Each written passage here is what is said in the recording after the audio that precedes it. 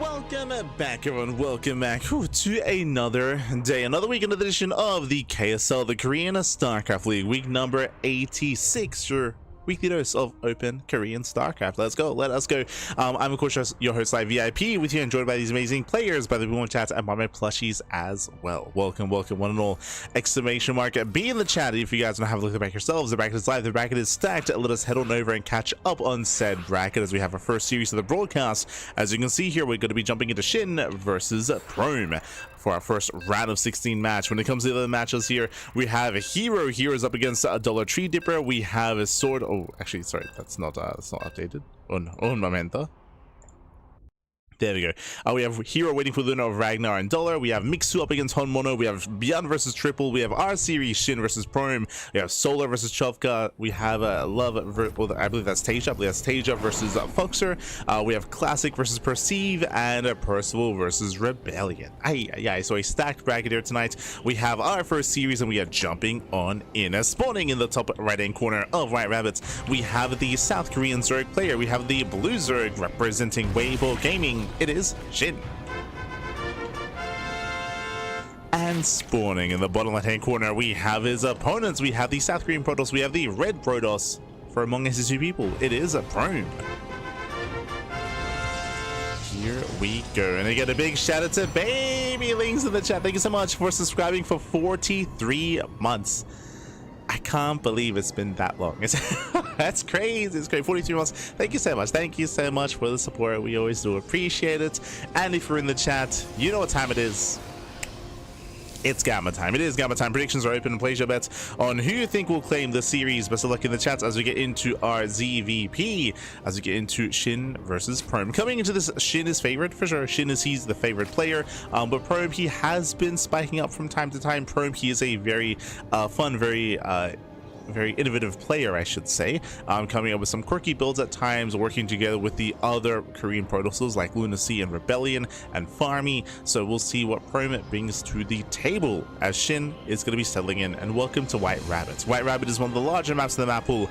Larger map, a longer rush distance by ground. Aggression is not really too favored here. We have seen a big shift in the ZVP meta, and we've seen a lot of 3-base all-ins. A lot of 3-base all-ins here in ZVP. That has been the dominant force and the dominant kind of strategy in the current meta, but I would say that all-ins are going to be a little bit weaker here. But because the map is so large, that is where Muta play is more viable. So going to Spire, going to Mutas is going to be an option here for Shin, so that's going to be in the back of my mind. Otherwise, Prome isn't really one to play too standard, so early on we'll keep an eye on the tech. We'll see if we do indeed go for a Stargate opener, or if we decide to hide some tech instead. Based on the pylon location, we could try to hide a tech structure here. We'll see. Eyes are initially going to be on Prome. So chat, so hyped to see Tasia back in the game these days. Sure. I mean, Tasia, he's mainly excelling in SC Evo, is what I will say. It is really cool to see Tasia competing in some SC2 tournaments, whether it's KSL, whether it's Sparkling Tunic Cup, and I think he might have played in a Pegasus Cup, maybe like a Pegasus Cup here or there, or a What Is It Monday here or there. A little bit more irregular when it comes to that. But yeah, I mean, there's value, right, in getting better in SC2 to be able to excel in SC Evo, as that is still a part of it, of course, as well. True. It's still a part of it. Oh my god, Shin? Before we get ahead of ourselves, Stargate opener at a Pro. Meanwhile, Shin is rushing into Overlord speed. Numas has carapace before link speed. There's no link speed back. So this is crazy. So delay link speed, early Overlord speed instead. This is a really old way of playing. If you remember back in Heart of the Swarm, I want to say this was pre-Legacy of the Void, there was a build to go for early Overlord speed just to get vision, just to get scouting early on. I wonder if he is taking note of this. Hold on. I wonder if he's like, oh no. As we do see a Fleet Beacon on the way, so Prome is going to be rushing into Sky Toss, rushing into the Fleet Beacon. The Overlord Scout is going to be denied. That might be part of what he was referencing. Just whipping out the Google Translate. Okay.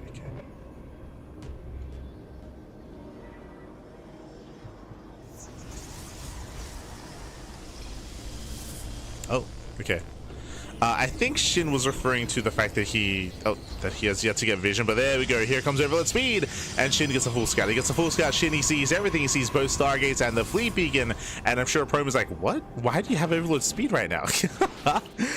So again, Shin, he's gonna forego Link Speed. He actually cancels Link Speed. He starts to lair. Again, this is a very inefficient build, but I did mention that Prome can be a very cheeky player, so technically, if you really want to scout, if you really want to know what's going on, then you can rush into Overload Speed. But the reality is that you can technically get this information without Overload Speed. It'll typically cost you an Overload to do so, but you can find that information. I say that Prome did open up Stalker Sentry just to deny vision, so this might just be a player thing, where Shin feels the need to go for Overlord Speed early against Prome because he's so quirky.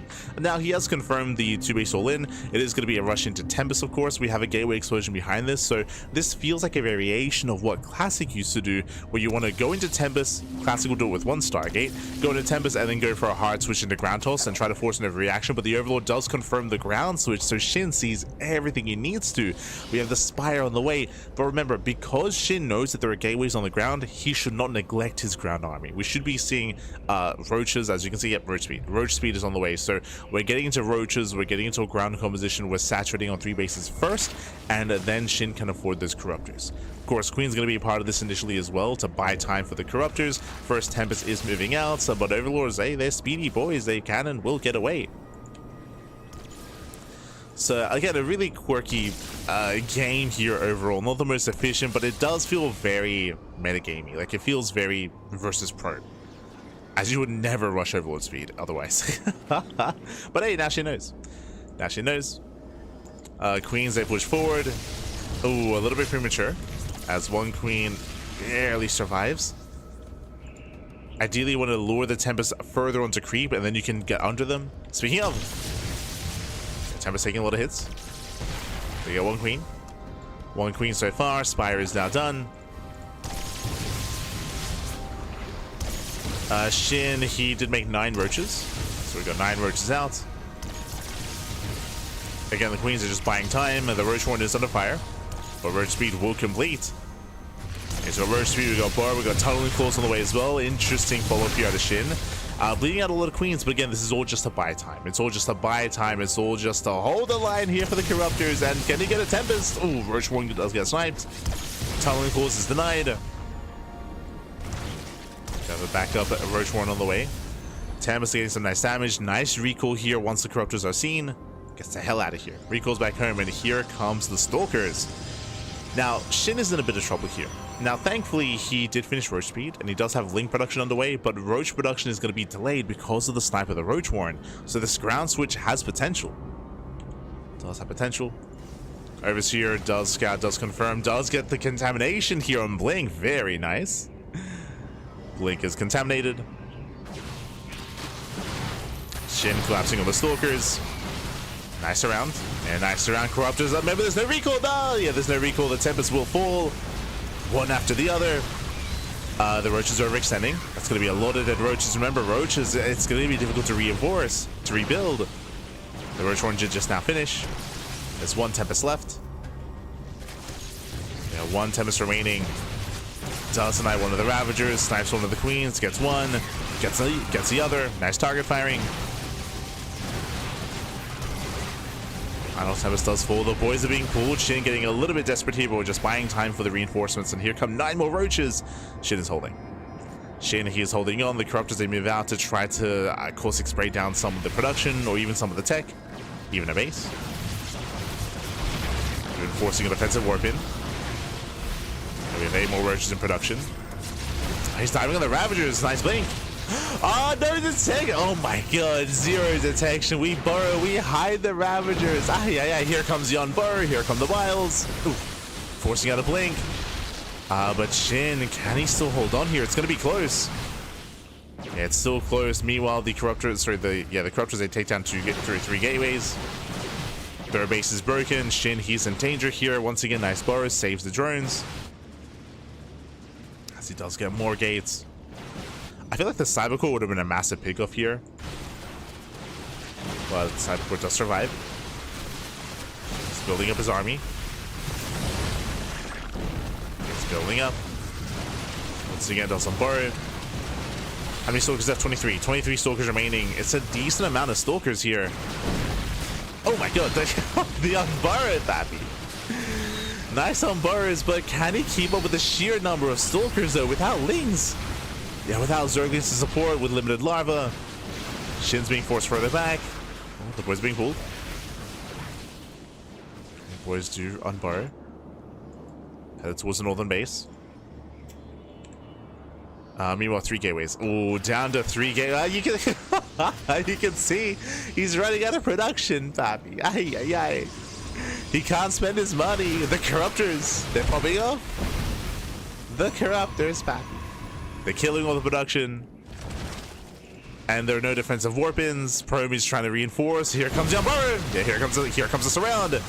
Ooh, it is too far. Yeah, he's gone too far in. There's the dance. CG gets cold as Prom the all-in fails, and Shin takes game number 1. GG. Whew. GG, well played. A crazy chaotic game here. Again, Shin opening up with Overlord speed first. I have to imagine that is specifically because of his opponent. Specifically because Prom, as I mentioned before, Prom, he is known for some quirky builds, like what we just saw. So Shin, he did go for Overlord speed first, got a full scout, got the re-scout, cancelled Link speed, and went into Lair Tech first. Was able to rush into earlier Spire, into Roaches as well. There was some really nice moments for Prom. I should say that the Tempest actually got a decent amount of value. I will say that Shin was maybe a little bit proactive, a little bit too cavalier with his queens, engaged too soon, did lose 1 or 2 queens a little bit too early as a result, and it was a bit of a shaky start. Sniper that Roach one was huge. That did mean that Shin was delayed with his reinforcements, and that was a very close hold. I can see Prom breaking Shin. Like, that was close. If it wasn't for Burrow, like, Burrow was actually a really big factor there. If Shin did not have Burrow, his army would have been so much less efficient, and most likely he dies. Most likely he dies then and there. Like, we saw that Prom had an overwhelming ground army, so Burrow was a big factor there, being able to preserve Roaches, preserve Ravagers, regenerate HP, and even get some good surrounds. So GG, well played. Really nice use of Burrow in that defense. And now we're getting into game number 2. And spawning in the bottom left-hand corner of Celestial Enclave, we have the South Korean Zerg player. We have the Blue Zerg representing Weibo Gaming, WBG. It is Shin. And spawning in the top right-hand corner, we have his opponent. We have the South Korean Protoss player. We have the Red Protoss representing among SC2 people. It is a Prom. Here we go, and again, a crazy chaotic game. And again, I honestly, if it wasn't for Burrow, I feel like Prom breaks the third base that much faster, breaks the army that much faster. Like, it was a big factor. Not just Burrow, but even the Corruptors, right? The Corruptors able to snipe balls at like 5 or 6 gateways. Towards the end, Prom only had 3 gateways left, and he was banking a lot of resources. He was banking so much. You could argue that maybe Prom didn't have the attention for it, but if he had warped in defensively just to deal with the Corruptors, even just 1 wave of Stalkers, then he could have preserved some of those gateways and preserved the production. It's hard to say, but those Corruptors were also a big factor as well. They made sure that Prom's army wasn't getting any bigger. Wasn't being as reinforced as heavily as it otherwise should have been. GG. GG, well played. It's just an impressive defense there by Shin. So there's a lot going on. There's a lot going on. And now welcome to Celestial Enclave. Now this map is similar to White Rabbit, but a little bit more extreme. The reasoning for this: 1, a much more secure natural base. The reasoning for this is because there's a ramp coming into the natural, so now this position is even more defendable than the last. Likewise, pocket base as well. So trying to break a Protoss player early is difficult. Are we going gasless? No, not quite. But fast third. So fast third base by Shin. This is going to delay his queens. So later queens, as you can see here, only 1 queen is being produced. He cannot afford a 2nd queen in the main base to afford the faster expansion. So a bit of a more greedy build here by Shin, but you have to be greedy on this map. Ooh, as Prom is going Robo. I was gonna say that in a standard game, I would expect to see Shin be greedy, cut corners, and we could see Muta again. Like, we speculated Muta play on White Rabbit, we speculate Muta play here on Celestial, but Prom is not a standard player, and Prom is going for another 2-base all-in. So another 2-base all-in, going Robo first.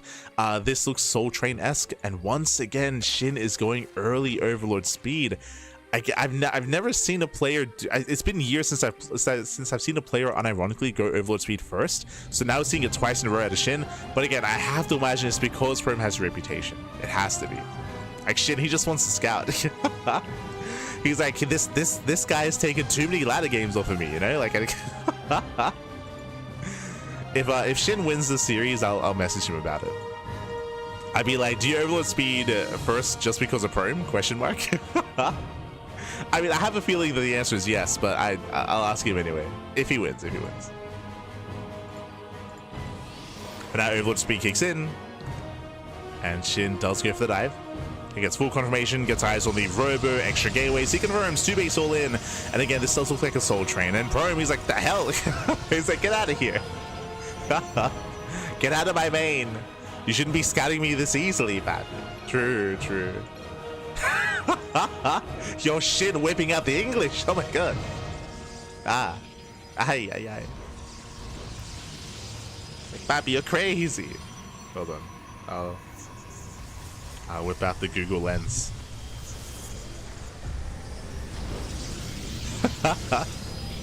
So Prime said you're going too far. He's like, hey, like what's going on? You're scouting too much. And then Shin said, you're crazy. You're scary. Well, technically he said it's scary, but yeah. So Shin, he's fully aware the 2 base all in.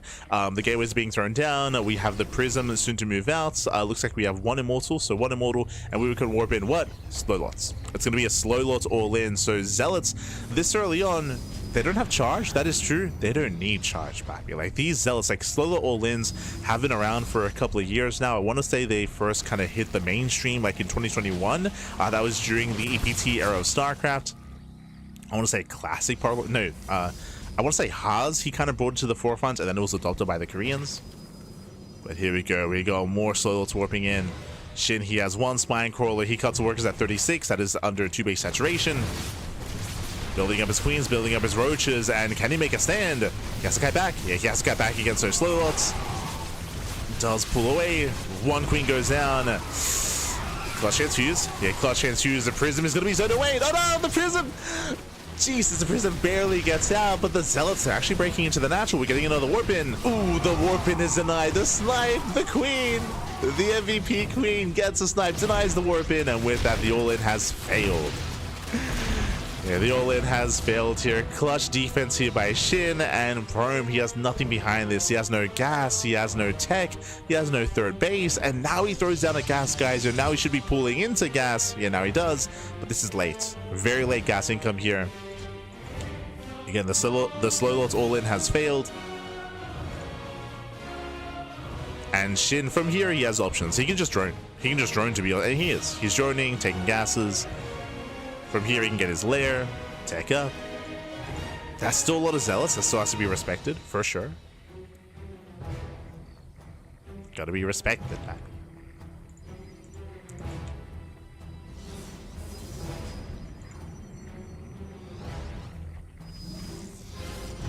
Yeah, and here we go. That's a lot of Zealots here. We have 21, so it'll be 23 Zealots from Prime. He's waddling across the map as Shin behind this. He thankfully didn't overdrone. He did make a couple of workers, but he's now focusing on roach production. I mean, of course, he sees the army. And he's being proactive. And again, you can do this because why? Because no charge, right? He's kiting his heart out. Picks up 1, 2, 3, so it'll be 4 Zealots. Just gotta keep kiting back. Keep kiting. Oh no. Yeah, and Prime's just being outscaled. Queens, they try to dive on the Prism. While, does connect. Prism will go down. And with that, Shin holds. Shin, he will hold. He bleeds out a couple of queens here, but with that, GG gets called. Shin will take the series 2-0, advancing on to the quarterfinals. GG. Prime is crazy, baby. GG, well played. Hold on. Ay, ay, ay.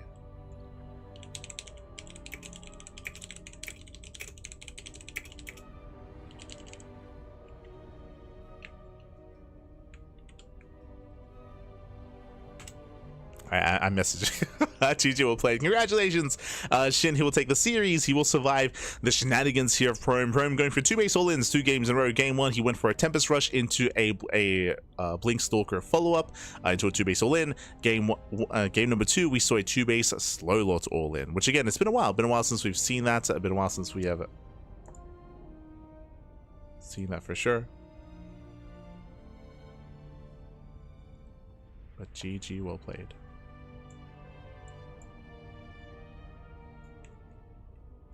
Oh, as the bracket has changed.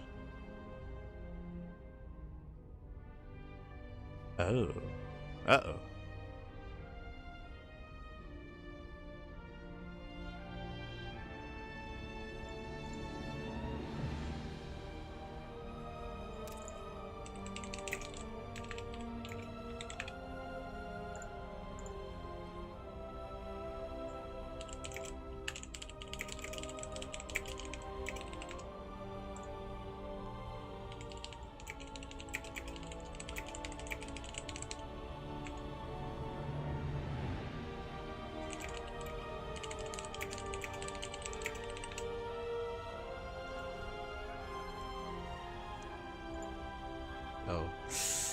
So it's a little bit awkward. But the bracket has changed a little bit, and hopefully we can fix it. Looks like hold on, this is okay,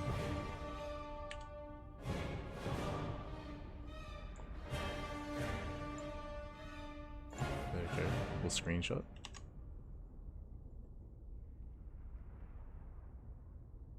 Screenshots.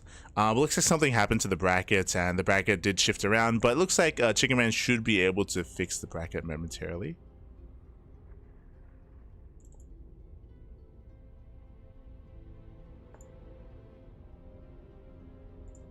So I'll send it to Chicken Man just in case. Just in case.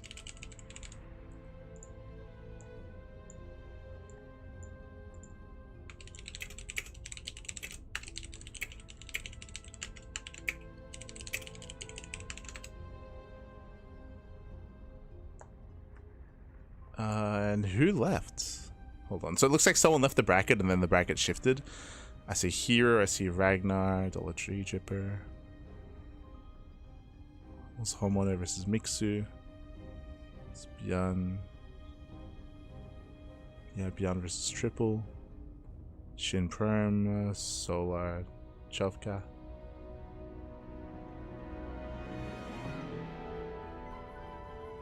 Yeah, I'm not too sure. Not too certain.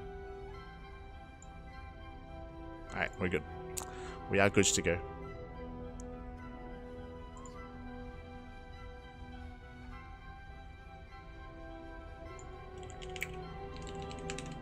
Yeah, it looks like Solo was accidentally removed, but it's all good, it's all good. We have since fixed it. So bracket has been fixed. There we go. We have the update as well. So Shin does advance on. Also,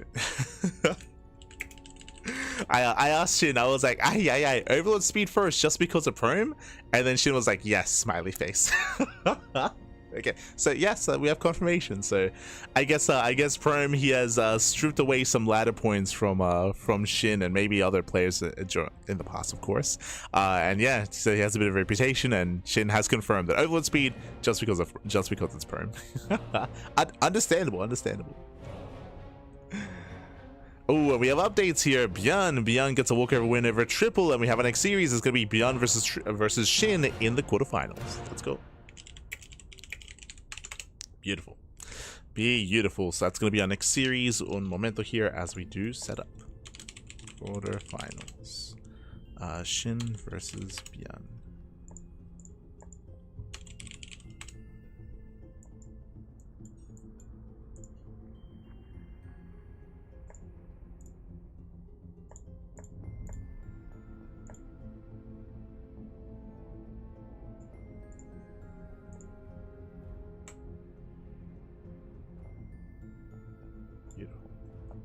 So Vita's underway, and we'll soon be going on a short break. Just catching up with the chat.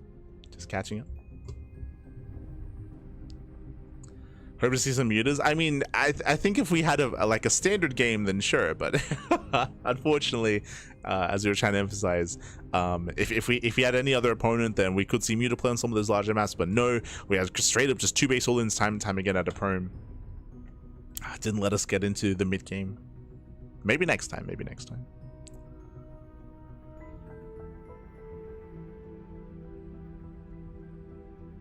I guess Zealots have that movement speed slight increase, so it's better now.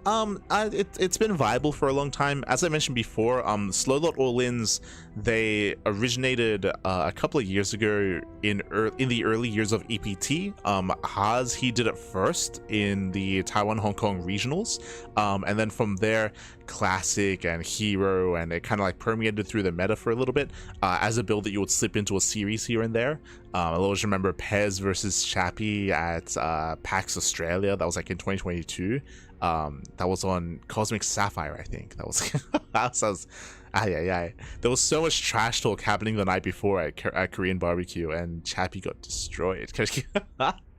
But yeah, it's been around for a while, but again, it did kind of fall out of favor, fall out of fashion. It was fun to see it again. I can't remember the last time we've seen it though. Like it's been a couple of years, but I think like or at least a year. Maybe we saw it once in WTL last year. World Team League had like a preparation best of 2 style format. I think I remember seeing it a slowed all in maybe like once last year or maybe the year before, but it's very niche. It's very niche. And one of the reasons why it can work so well, one, if you can hide it, and bearing in mind that one of the reasons why both of these builds failed is because Shin did go Overlord Speed first, which is not standard, right? Like, imagine if herO did this build or Classic did this build, there's no shot at all that Shin would go into Overlord Speed first, and there's less of a chance that Shin scouts what's happening, and then there's less of a chance that he's ready for it, and then there's a higher chance that it actually works and succeeds. But because it's Prome, and because it seems like he has a reputation, Shin was hyper vigilant when it came to scouting. That's one of the downsides of being like of having a reputation and being known for a certain style. Players can just blindly be safe and have an advantage over you. This is the same issue that honmono has. If you are familiar with honmono is a Korean Terran. He is the cheesiest Terran player in Korea, arguably the cheesiest Terran player in the world, especially with like Ziggy retiring and things of that nature. Like honmono, he is hyper all-in TVP, but because everyone now knows him, and because everyone knows that, most Protoss players open up defensive and very scouting oriented against honmono, right? Just because he's played this way for so long. So that's one of the downsides of kind of being like stuck in this niche. As opposed to having a little bit more breadth to your play, having a little bit more versatility to be able to catch your opponent off guard, right?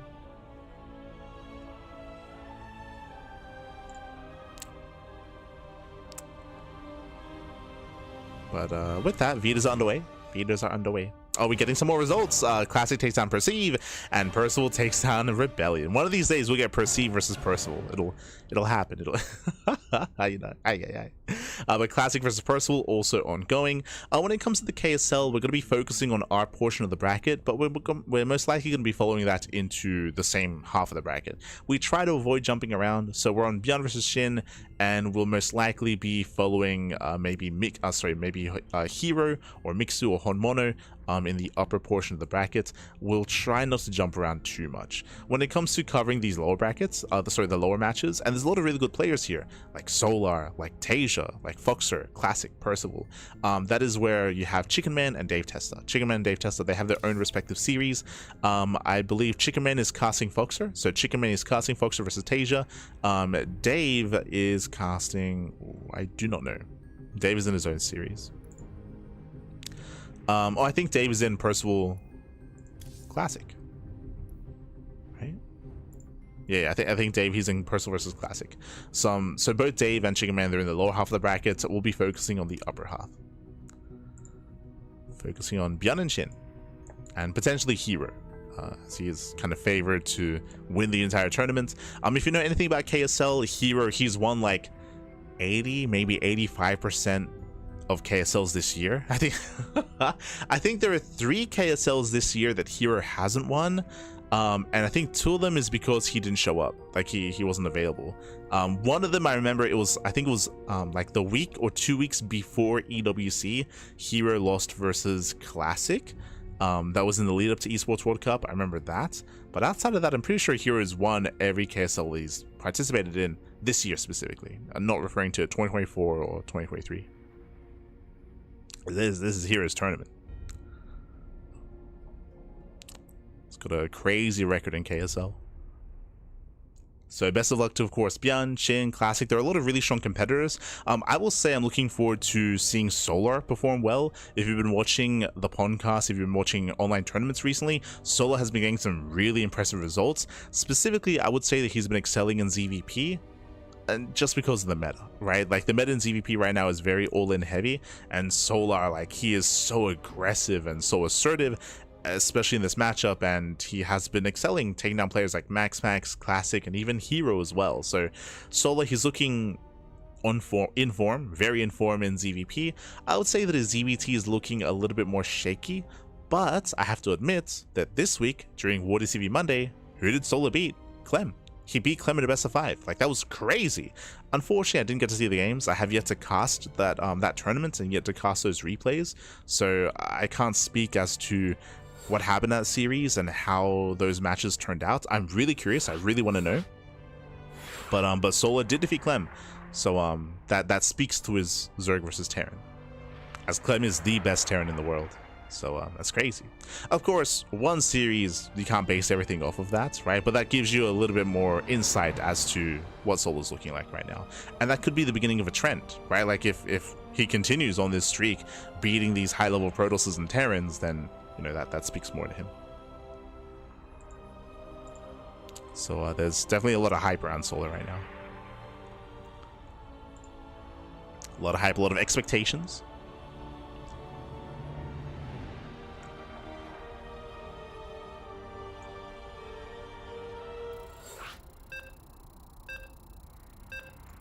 Oh, yo, shout out to Dave. True. Do you have our Matcherino page? Hold on. I got you, Pappy. I got you. Hold on. I'll fix up the command. Yo, Esther Rowdy. I see Prome in the chat as well. Esther Prome. GG, Pappy. You made some entertaining games. You made for some very, very entertaining games. Esther Prome. But yes, if you want to support the tournament, as Dave attempted to post in the chat, there is a command. There's a command, exclamation mark Matcherino. Hold on, exclamation mark Matcherino in the chat. There is a link to the Matcherino page where I think they even have some coupon codes, so you can help support this tournament and help support the KSL via Matcherino. But here we go, we're jumping into our first series and spawning in the bottom right hand corner of 10,000 feet. We have the South Korean Terran play area. The South Korean Terran, we have the red Terran representing Shopify. It is ByuN.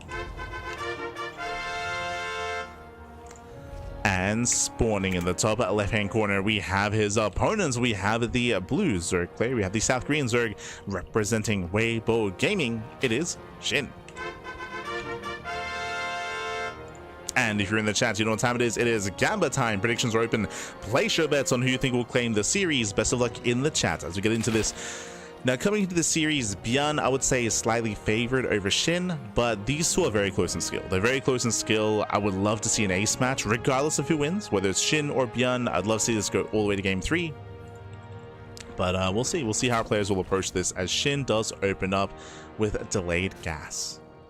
Okay. You have my attention. It's going to be a hatch pool. Hatch? Are we going gas? We are. Okay. Gasless opener out of Shin. I mean, this map is a little bit better for it, so it does make sense here. Yeah, it does make sense. For those who are curious, we saw something similar to this on Celestial Enclave. So there are certain maps. There are certain maps in the history of StarCraft. Think of like El Dorado. Think of Radisson Station. Think of Crimson Court. What do all these maps have in common? Think of Celestial Enclave. They have a very easily defendable 3-base setup because of the limited attack paths.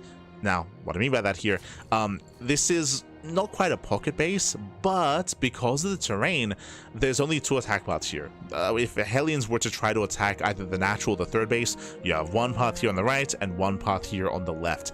The pathway in between the third and natural isn't really accessible here. So your ability to defend with purely queens and slow lings is higher on a map like 10,000 feet. Celestial Enclave is more extreme because Celestial Enclave, you have a pocket base. So there's just no way. There's no way for Hellions to ever really threaten your third. So Celestial Enclave is a little bit more extreme. Oh! Meanwhile, 10,000 feet is also a lot more defendable. A lot more defendable here. Obviously, Hellions can rotate back and forth between these two entrances, but they can't really get in between the bases. As the Reaper does slip in, does slip past, and we'll get eyes on the third base. There it goes. Is aware of the third. And again, Shin is going for a later gas geyser. Now, because gas is so late, we might just skip Link speed and go for a faster lair. But Link speed is on the way, and Shin stays in. Oh, we're staying in gas here. So this is a bit of a sign. This is a bit of a tell. So Link speed is late. That is true. But we're still keeping one extra worker. And he pulls in. Yeah, he pulls in the gas. This typically means fast lair. This typically means that we're rushing into a faster lair. A standard lair timing is at 4:30. We're going to be getting there much faster. Much faster here, as we already have 100 gas. Yeah, we have our gas. Back across the map at 3rd CC before Starport. Economic build here by ByuN, going for a standard build here. 3 CC into Banshee. Everything's looking normal, everything's looking standard. Meanwhile, Shin has the gas, but he's making queens. I don't know if you noticed he was supply blocked. Shin, he was supply blocked, so this queen is late. So late queen in the main base means later lair. He's got the money for it. He's got the gas. Meanwhile, you can see the Reaper Hellion threatening a dive. Ooh, he does get the tumor. Tumor does go down. Hellion Reaper pulls away. He's making more queens. We have 200 gas. Huh. Like we are banking a lot of gas right now, and usually like this is intentional. Got a lot of gas, a heavily supplied block. We got 4 overlords on the way. Oh, so heavy supply block here. This does slow Shin down once again. Late round of queens, and again, if that is going to be delaying the lair. I mentioned earlier that the lair timing is usually at 4:30. We are exceeding that already, and we're getting up to 300 gas. Jesus. There we go. You can see the lair is being forced here at the third. I don't think the plan was to get the lair here at the third base, but it's just been a really awkward start, and I will say that Shin has been playing very messy. Like, it's been very messy as well, just because of the delayed queen production, the supply blocks. The supply blocks have been brutal. So shaky early game here from Shin. Supply blocks do slow him down, and he's just had excess resources as a result. Behind this, going double Eva Chamber, getting into 1-1 upgrades, getting into what should be Ling Bane. Should be. Meanwhile, the Banshee has arrived. There we go. Cloak is done. We're sending out 2 Banshees on the right-hand side. Hellions towards the left. Shin is keeping up, and that is a range upgrade, not melee. Okay, Roach Ravager. Where's the Roach one? Where's it? Ah. Oh. Okay, Shin. Let's go. No roaches. We're going straight Hydra. Okay. Okay. Interesting. Rushing straight Hydra, going for range upgrades. This typically means we're going for an earlier Hydra timing. Ling Bane is going to be, it's not going to scale anywhere near as well. We're going for a heavy Hydra count. Now, this does work in ZVP. In ZVT, I'm a little bit less convinced, but we'll see. I'm less convinced. Banshee's a Sniper Queen. 1, 2 drone kills.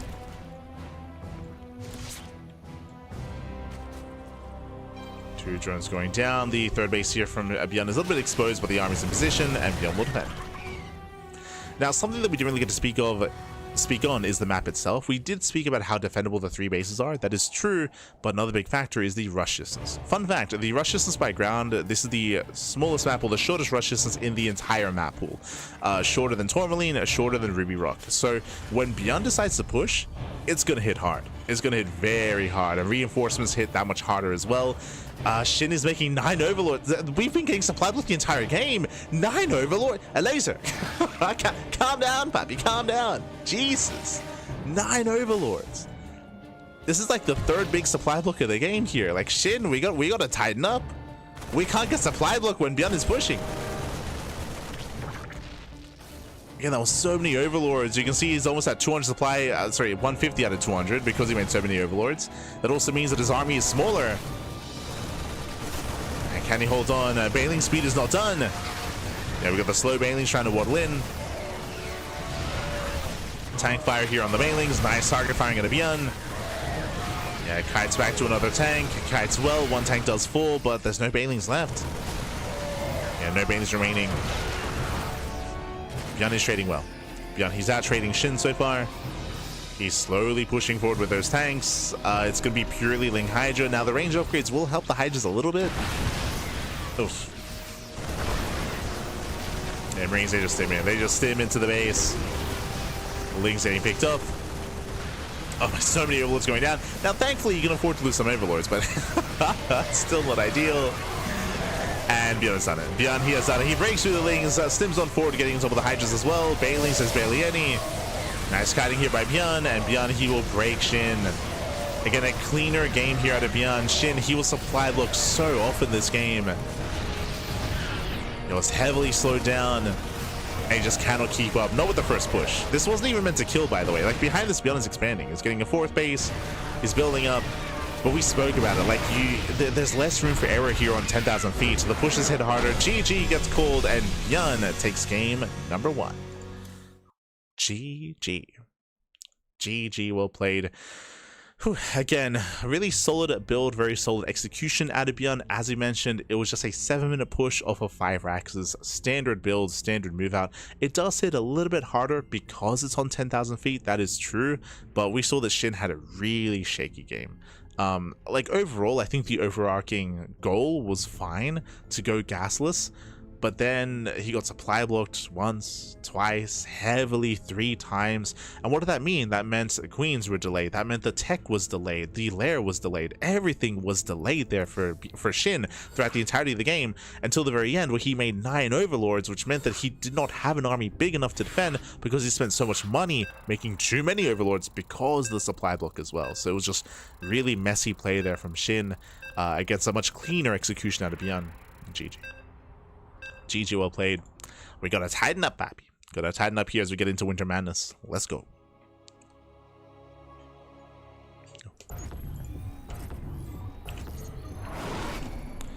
And spawning in the top left-hand corner of Winter Madness, we have the South Korean Terran player. We have the Red Terran representing Shopify Rebellion. It is ByuN. And spawning in the bottom right-hand corner here of Winter Madness, we have the South Korean Zerg player. We have the Blue Zerg representing Weibo Gaming. Down in the series, we'll see if we can bounce back and force the ace match. It is Shin.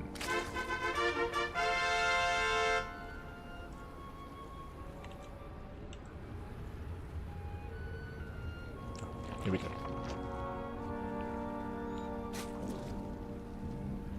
Great get at the 2v2. 1v1, baby, 1v1. Este Maximo.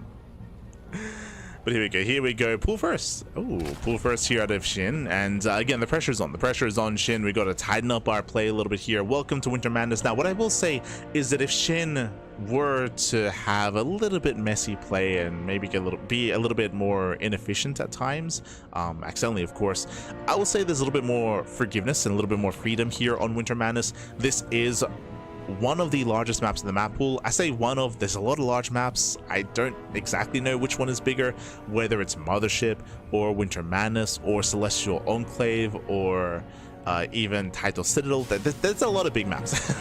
So I can't say with confidence this is the largest map, but this is the most offensive. This is the most offensive map in the map pool. So getting up to 3, 4 bases, 5 bases here is a lot more frequent, getting up to a higher base count.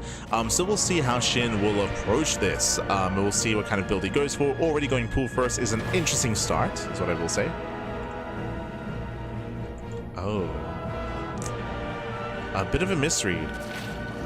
So a couple of things happening. One, we're scouting, of course, standard opener out of ByuN. Shin does go pull first, so he gets an earlier queen. He doesn't make any lings. To me, this says that Shin was maybe expecting ByuN to be more aggressive and maybe even proxy.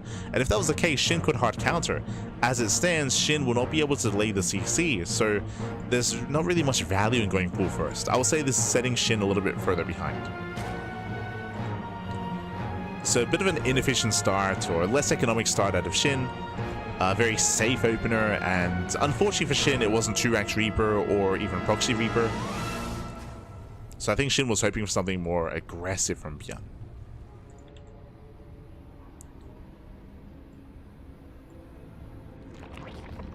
Shin does get his third. ByuN going for a standard opener. Once again, third CC before Starport. Same opener we saw last game. Just very standard, very economic. I mean, there's no reason for ByuN to switch things up, to be honest. No reason to switch it up. Speaking of, we're going for the add-on swap into Reactor to Hellion, and we have the add-on swap here for a Tech Lab into Banshee play, most likely. Eyes are mainly on Shin. He does pull out this time, so he gets his 100 gas, then he completely pulls out. Again, there's no reason to prioritize gas income this early on. So Shin, he's being more standard in his follow-up. Again, it was a pull first opener, which was a little bit quirky. He is already pulling back in. Yeah, he's pulling back into the first gas geyser. And this should lead into a standard layer timing.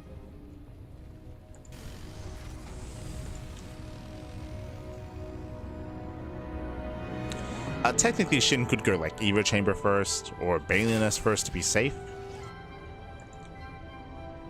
So Shin has options. Does he go Lair, Evo Chamber, or ByuN Nest?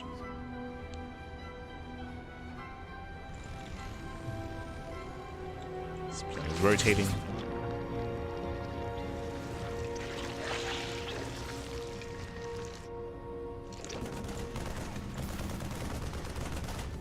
Shin, he'll scout. Oh, we have fake cloak on the way. Let's go. Shin, he will get eyes on both tech labs, on both researching, but again, we know that there is no cloak this time.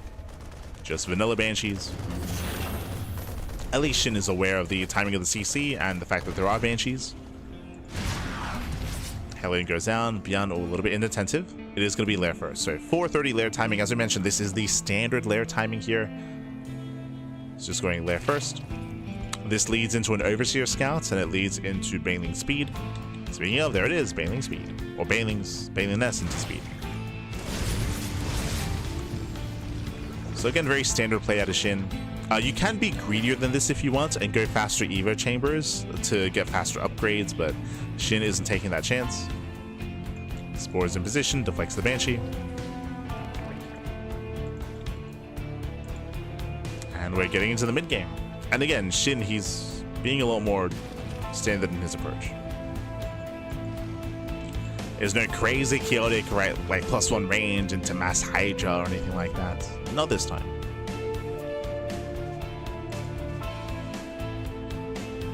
On top of that, Shin's macro has been a lot cleaner this time. We're going for a bit of an, this is a pretty early Hydra den, Jesus. So early Hydras once again. We saw a glimpse of this last game. Shin might go +1 range again. Yeah, there it is, +1 range. This does explain the Hydras. This needs to be an early Hydra timing. It has to be a really early Hydra timing. You have to hit hard with those Hydras. This is a little bit unexpected, and we'll see if Shin can pull this off.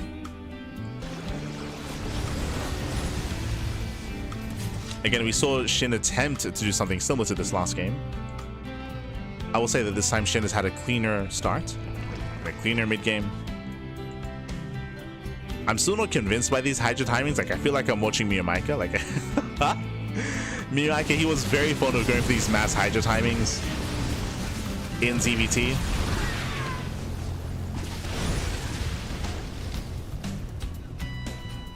Let's see if Shin can pull this off, as Hydra production has begun.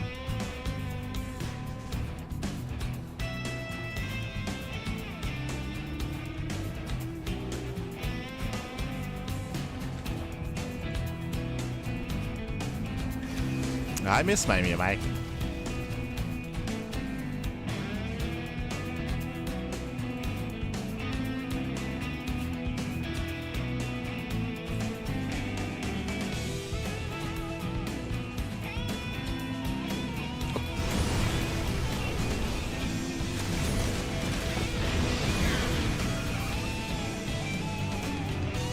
Yeah, Shin, he's going to be joining up to 80, so cutting workers here at 80 workers. He's getting up towards 4 base saturation, and I was having fixated on Ling Hydra. Now, because the Hydra count is going to be a lot higher, a lot earlier, and because of all these upgrades, it doesn't mean that Ling Bane is going to be a little bit weaker, or Ling Bane is weaker, but there are going to be less Banelings. And we'll see if Shin can hold on. It's going to be patience. This time he's got Baneling speed. Again, as we mentioned, like, this has so far been a cleaner game out of Shin. Has been a lot cleaner. And I believe the goal here is to break this army and then to counterattack. Oh, as he's trying to catch reinforcements. Setting up for the surround. We got a Hellbats behind here so ByuN can protect his tanks. Ling Bane gets spotted, or Bane Hydra. Here's round 2. Bane's rolling in. Yeah, he does pull back. We're getting on top of the tanks. I'll pick up. And ByuN, he does get on top of the Hydras here. Very nice flank out of ByuN. Hydras do go down, but there's still so much Ling Bane. And Shin breaks through. Yeah, Shin, he breaks the tanks. That's 3 tanks going down. ByuN is being forced back. He needs an anchor point. And Shin doesn't chase. Okay, Shin is not chasing behind this infestation pit. The pit tells us Hive Tech. Tells us Hive Tech. It tells us most likely Lurker Tech. Oh, never mind. I was gonna say Lurkers, but that is melee on the way. It looks like he wants to go back into Ling Bane. Potentially in towards Ultras. So we're done with range upgrades. So we're leaning away from Lurkers. But we'll see.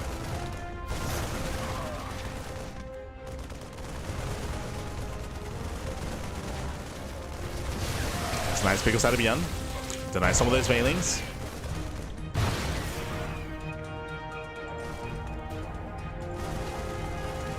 Does knife Banelings. A lot of creep is being cleared up. Hive is on the way. And we'll see if Shin techs up or even just goes into Viper production. Oh!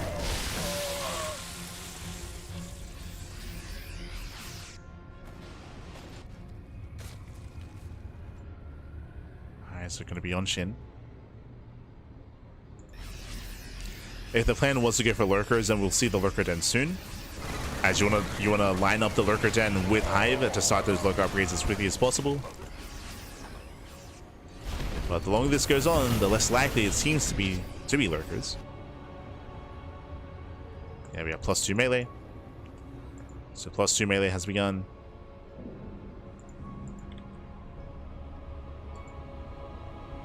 Both armies are maxing out. And before Shin can embrace Hive Tech, ByuN is here. Rotating towards the 5th. ByuN is moving in. And Shin, nice catch on the Marines. The Marines going to be going down. ByuN overextends. Oh no! He sends the fight, and he's forced to pick up. Shin holds. Shin holds. ByuN diplomas and supply at the same time. It was a distraction. He will take down an expansion. Center right will go down. Not bad. ByuN gets a base. The base trades well against the Lings. Oh no! Ooh, does pick up in time. Does barely pull away. Jumping into the main. Drop play continues. Medevacts are empty. A little bit mistimed there by ByuN. But he snipes Infestation Pit. Not bad. Denies +2. Yeah, +2 was already delayed. So big delay on +2. Vipers are on the way. No Ultra Cavern yet. I mean, Shinny has no time to get into Ultras. He has no breathing room. As ByuN's aggression continues. It's so risky pushing forward like this. Into the 5th base.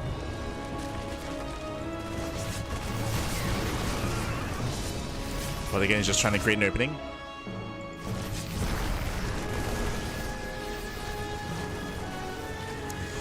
Shin trying to come in from behind. He's trickling in.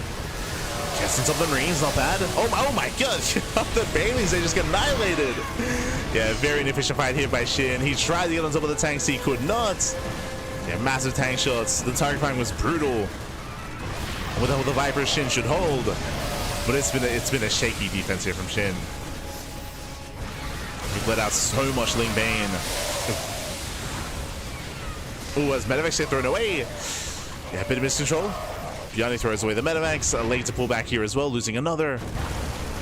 ByuN who's otherwise distracted, dropping into the main base, losing another Medivac. And these have been hefty losses by ByuN. Does get into the mineral line. Get some drones, but not really much else.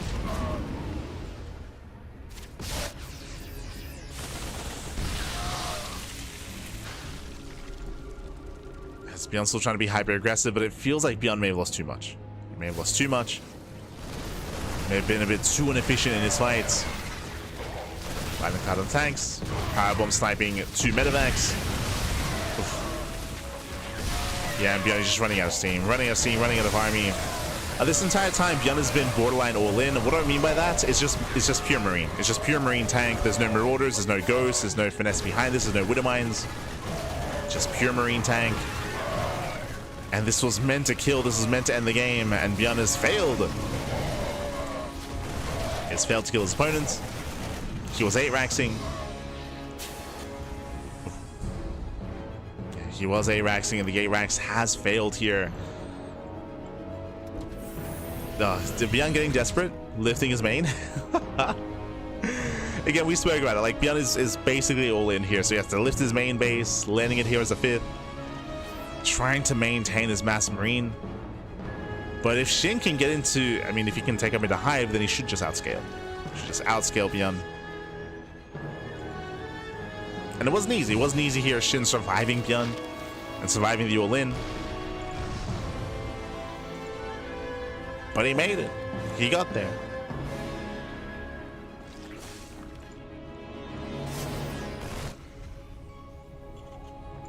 Now we see ByuN start concuss with Shell. This tells us that ByuN, he wants to take gases and he wants to tech up. But remember, there's no gases here at the 3rd, no gases at the 4th. Like, the gas income is very low because ByuN never intended to get into gas units. That's why it's been mass marine the entire time. That's why it's been an all-in. So he's thinking about marauder production. He's now working towards it. He's trying to tech up.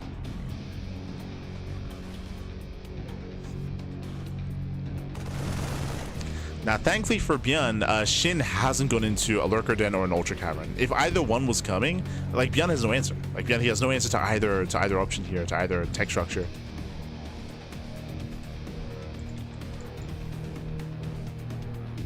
Now Shin is maxed. He's now moving out towards the 4th. Ice Flying Cloud, collapsing the army. And he should break this position. Yeah, he should be able to break it. Oh. Lands a couple of Blinding Clouds, gets into the mineral line, and can he kill the CC? Yeah, he can. He can, and he will. Command Center does fall. That's going to be 16 dead SCVs. ByuN going for his own massive counterattack. Let's go. Again, I do like this for ByuN. This is his best option to avoid the fight. Oh no, ByuN getting caught out, not paying attention. Massive connections here across the map. And Shin defends. Shin, he does defend. He holds on. He's got more bases on the left-hand side. Plenty of bases, plenty of economy.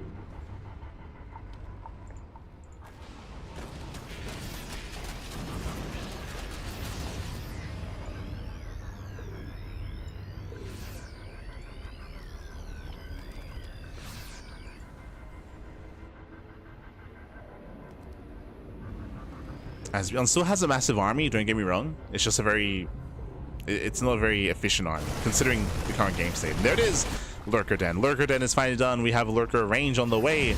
As we mentioned before, currently ByuN, he has no answer for Lurkers. I mean, he never intended to have an answer for Lurkers.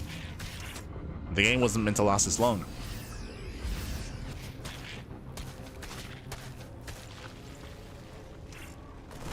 That's my shot. Yeah, solid connection.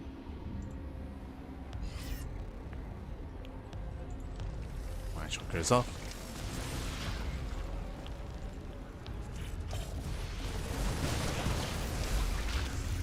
Shin rotating around. Doesn't have too many lurkers here. Shin is almost maxed. He's lacking gas, actually. Gas is lacking. Lightning clouds being thrown down.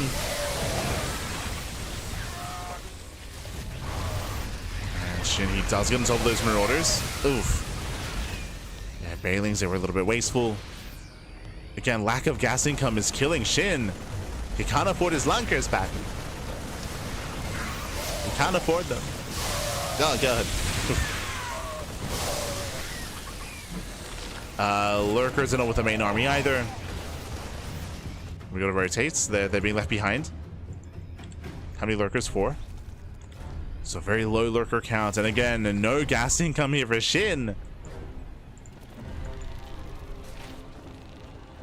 He needs gases back. So ByuN is holding his own purely because Shin, even though he has a hive, he's not really making full use of it. He can't. Oh, good.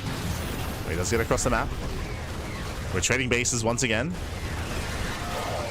ByuN, he's getting down and dirty with this, and Shin, he has to meet him where he is. Vipers are being thrown away. ByuN gets a pressure mining base. And this is dangerous. This is dangerous for Shin. Again, Shin, he's only reinforcing with Zerglings, essentially. Lurkers are getting in position. ByuN takes down the most crucial mining base for Shin, and he can just keep going here for another. There's one lurker to defend. ByuN turns around. Okay, ByuN, he turns back around. He's forced to respond. And pushing into 3 lurkers is not going to be easy. He's going for it. Yeah, he's trying to collapse in. The boys are being pulled. And he will break through. He'll break through. He'll take down 1, 2 lurkers. Gets all 3. Cleans up the army.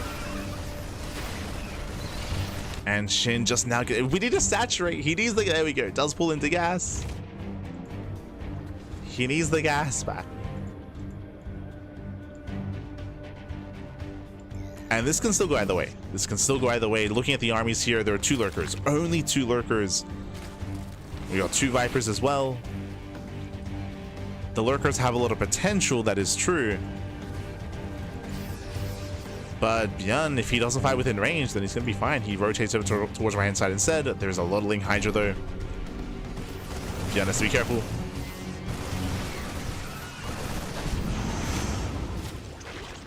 So what do we have? We have a 2-base economy. Shin has the base on the right and he has the base on the left.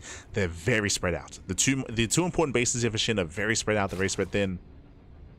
So ByuN, he can kind of pick and choose and focus on one of these bases. And you can see his main army rotate towards the left-hand side. He gets scouted. Shin knows. Shin is aware, and we're going to be trading bases again. Shin, he's targeting the most important mine base of ByuN. There's 2 lurkers here to defend. Nice mining cloud. Doing the medevac. At the same time, lurkers go down. We're trading bases. CC goes down. Shin kills 1, but so does ByuN. So does ByuN as he gets the entire mineral line. Shin does not get away, but Shin is going to keep going. And he's going for the CC. He's going for the economy. I thought it was going to go for the production, but every SCV is going to go down. ByuN is down to 7 SCVs. He has no economy. ByuN, where are we going? He's turning around. He's turning around. He's racing back home. Oh, Jesus. My shot goes off. Every link counts. Every link does count. ByuN is trying to come in from behind. Who's around 2? Oh, ByuN gets surrounded. Yeah, ByuN gets surrounded. A lot of the rings go down the Marauders as well. ByuN, he barely doesn't have enough. GG gets called, and Shin will tab the series 1-1. GG. Whew. GG, well played. That was closer than it needed to be. That was closer than it needed to be. Very close, very clutch game towards the end. ByuN, he went down to 7 SCVs. Crazy, might be crazy. Again, ByuN, he was all in the entire game. He was basically 3-base all in. He went for an 8 racks. He had no further tech. He had no intention for further tech. And Shin essentially won this game when the game stabilized. When he was able to collapse on the main army on the left-hand side and get up to a 5-base economy. Shin, he was in a winning position. He was in a commanding position. He was able to get his hive. He was able to tech up. But if you notice, something that we were harping on a lot is that despite Shin having map control, having a stable economy, and having further tech, he did not take his gases. So even though Shin had the capacity to, or had the tech to get into lurkers and to refine his composition, he couldn't because he had no gases at his 6th or his 5th or his 4th base. Like, he had very limited gas income. You saw actually towards the end he was taking gas geysers, but that was as he was losing bases, so he never really got to saturate.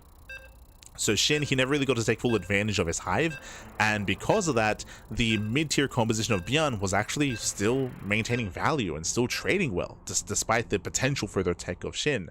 And then we got chaotic. Then bases were going down, and we got down and dirty there. GG, well played. Very close, very clutch. Very impressive play there by ByuN to be able to hang in there and to claw his way back into it and potentially almost win the game despite being in a very rough position. And again, Shin maybe resting on his laurels a little bit there, and the game got a little bit closer than it otherwise needed to be. GG. GG, well played. With that, we're now getting into the ace match, and spawning in the bottom hand corner of Celestial Enclave, we have the South Korean Terran player. We have the Red Terran representing Shopify. It is ByuN. And spawning in the top right hand corner, we have his opponent. We have the Blue Zerg player, himself, representing Weibo Gaming, WBG. It is Shin. Here we go. But a very intense game as Shin is going for the pocket. Oh. Okay, interesting. Shin, he will go hatch first, but he goes to the pocket base instead. There's less resource here, there's less value. Typically, you want to save this base as a 4th or a 5th. You want to save it and get it later in the game, not earlier. So, interesting choice here by Shin. We'll see what this leads into. We'll see if this is alluding to something down the line. As is going hatch gas pool. Again, standard opener out of Shin, aside from the fact that he did take half a base. And I'm curious to see where our gas is going to be spent. Are we going to be getting into link speed or skipping it?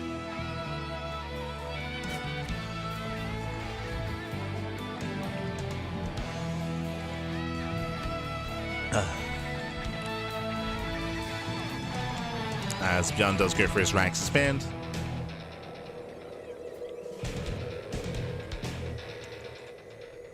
ByuN may even go for a faster 3rd CC as well. We'll see how many corners we cut.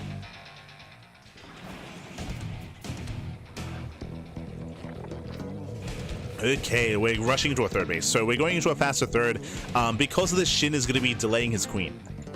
So delayed 2nd queen, delayed 3rd queen in favor of a faster 3rd expansion. So Shin, in some ways, he is cutting corners here. He's cutting corners. He's going to have a lower queen count, and we'll see if he can get away with it.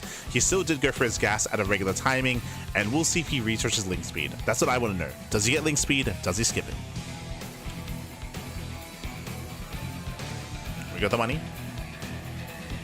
We're holding onto the gas. He pulls out. He does pull out. Holding onto that 100. We do have a delay on link speed.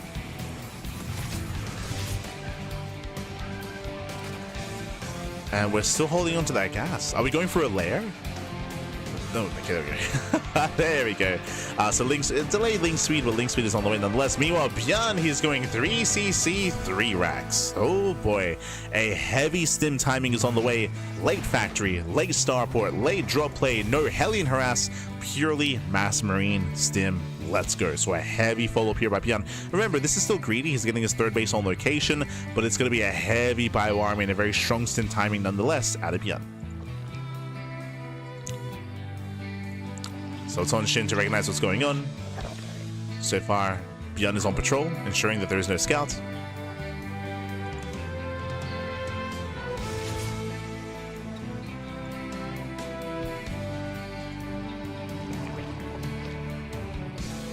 Shin is joining. Checking the vision, ByuN, he didn't get to scout the main base or the natural, so if Shin were rushing into a fast lair or fast tech, honestly, he'd do a great job at, he's done a great job at denying scouting and denying vision. We can see, though, it's standard, right? Just link speed. Just link speed. Oh, okay, knocking down those rocks, opening up that map. Overlord Scout is attempted, and we'll see what is revealed.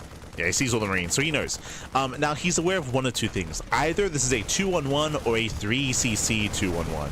Or a 3 racks, right? 3cc 3 racks. So there are options. There are 3 different options as to what this could be. At least Shin does rule out protecting against, defending against Banshees. He rules out Hellion production, of course. So Shin, he does rule out a couple of options. And he's aware that sim timing is coming. Now remember, this is going to be a delayed bio push just because it's a later stim, later tech lab, but later medevacs. The hope would be for ByuN to force Shin to overmake Ling Bane early. Like, for example, right now, Shin he should just drone. Like, he can just drone up, saturate, get a 4th base. But right now, you can see he's making 24 Zerglings, 24 Lings, Balin S as well. Going into his lair, going into delayed Evo chambers, late upgrades. Should be going carapace first. And we've got 20 more Lings on the way. Whereas technically, Shin could have drawn up harder here. He could have drawn up a little bit harder and delayed Link production because it's hitting so much later. We're just now going for the add-on swap, and ByuN will soon be pushing with his medevacs.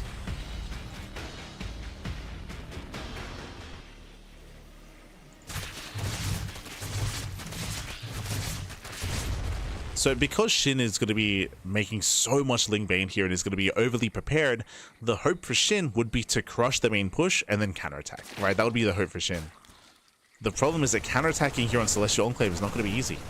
Oh, he gets in. The Link does slip in. Oof. Doesn't get too much vision, but does see that the army is still at home. And you can see now we're droning. Now there's 9 drones on the way. This could have been done a minute ago, right? This could have been a minute ago. This could have been much, much earlier. But Shin just didn't know what was happening.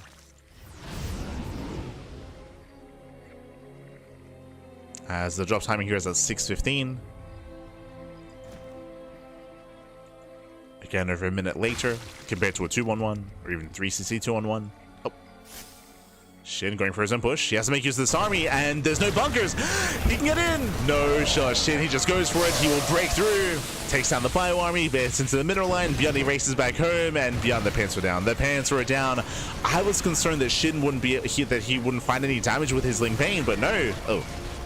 Please add a lot of links towards the end, but that's still 9 SCV kills and a delay on the drop. So nice delay here. Nice damage. Again, if ByuN didn't lose anything, then he'd be in a better position, of course. He would be ahead. But did lose a massive chunk of SCVs. And now ByuN, this pressure on ByuN to find some damage here. Pressure is on. Shin, he is once again going Ling Bane Hydra. Drop into the pocket base. Shin deflects.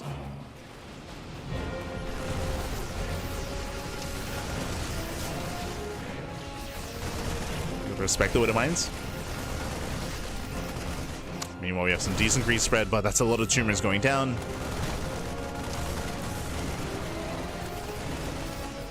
Oh. Oh no! Oh my god, a brutal connection here. Every Baneling goes down, and ByuN, did he just do it? did he just in one fell swoop, he shuts down the Ling Bane, brutal Widowmine connection, and just like that, he can stim in. He can stim on board here. The Queen, the Hydras are exposed.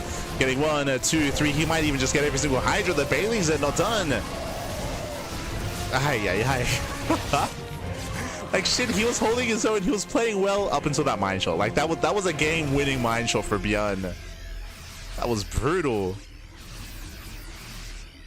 ByuN capitalized immediately. And now ByuN has momentum. Oh. Okay, peeling off, going for a drop. At the same time, Shin trying to catch reinforcements, if not just delay the 4cc. Won't quite be able to. It does delay.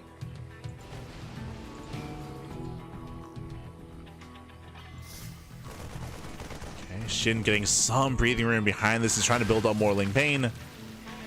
The armor supply in favor of ByuN. It comes down to the connections. It comes down to the Widowmine shots and also the Banelings as well. Can Shin stabilize? Oh, speaking of, Jesus, Ling Bane does crash in. ByuN, who was late to pick up. So later reaction there from ByuN, but he does sneak into the natural. Okay, sneaks in, trades well. Oh my god! Yeah, mine shot's going up. One Baneling to connect, and Shin holds. Yeah, Shin heals. You can see ByuN, he plummeted 30 supply. ByuN, he was late to react on the top side, and here ByuN also took a Baneling to the face as well. So ByuN getting a little bit careless. A little bit careless here. Meanwhile, Shin is taking up into Hive. Pre-Hive tech, I will still say that ByuN has potential here, but... Oof. Again, he's still playing with fire.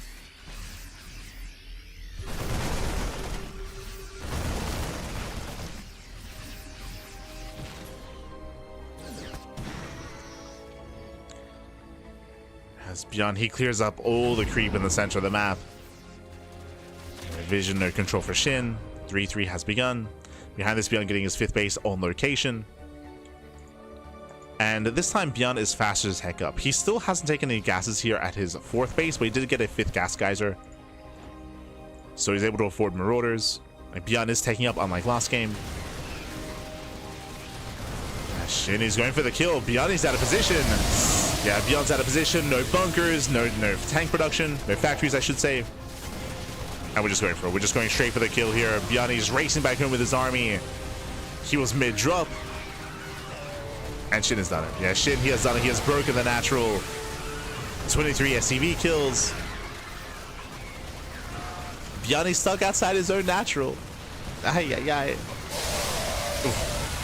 Yeah, the splits are not good enough here. 25 SCVs. Mining is denied. As Shin, he backs off. He preserves his Hydras. And Shin is rebuilding, remaxing with Morling Bane. Morling Bane. Now, ByuN still has a comparable army at least, and he does catch all these Hydras. Okay. Shin leaving his Hydras idle. Did not keep running back, did not keep turning around. That was an expensive loss. And as I just mentioned, the economy for ByuN is in shambles, but the army... He can still keep going. It's all or nothing, essentially, for ByuN. It's all or nothing. He has to do critical damage here. ByuN denies the center right. Denies the base. Lings, they do sit past the army once again. And ByuN is trading efficiently. Picks off a couple of Hydras. Gets a Baneling here and there. Drop does distract. And gets into the mineral line. Okay. Chasing down more Hydras. Like, these are efficient trades here by ByuN. But at the same time, he cannot replace this army. Oh, yeah, brutal connection. Brutal Baneling connection. ByuN, he can't sustain these losses. He gets 11 drones. Picked up a bunch of Hydras. But he's on a 2-base economy. He's on 41 SCVs. I mean, the mules are helping. Mules are helping. The lurkers have arrived. Oof. Shit, he survived. Oh god, no, I spoke too soon. Snipes all 3 lurkers. Very nice catch by ByuN. Takes down 3 lurkers, gets 4 drones, the queen. Causes a big distraction. At the same time, drop here between the bases. Ooh, running into lurkers. Oh, good. Gets 1. Barely gets 1. But you can see how much it takes for ByuN to take down a lurker. It takes so much to pull off. Just because he has no ghosts, he has no liberators. Doesn't really have a heavy marauder count. And the Ling run bys continue. Less successful this time.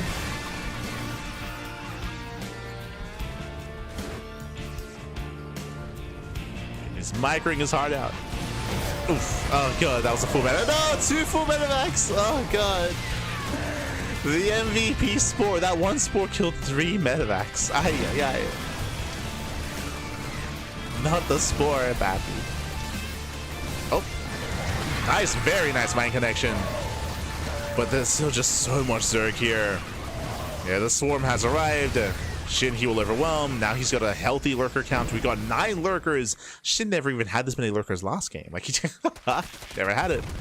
Part of the reason, he has gas. He actually has gas guys this time. Maybe not the best mining here, but he does have them.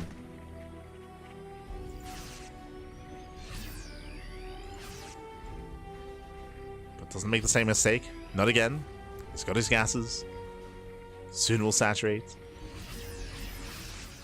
Built up his lunkers.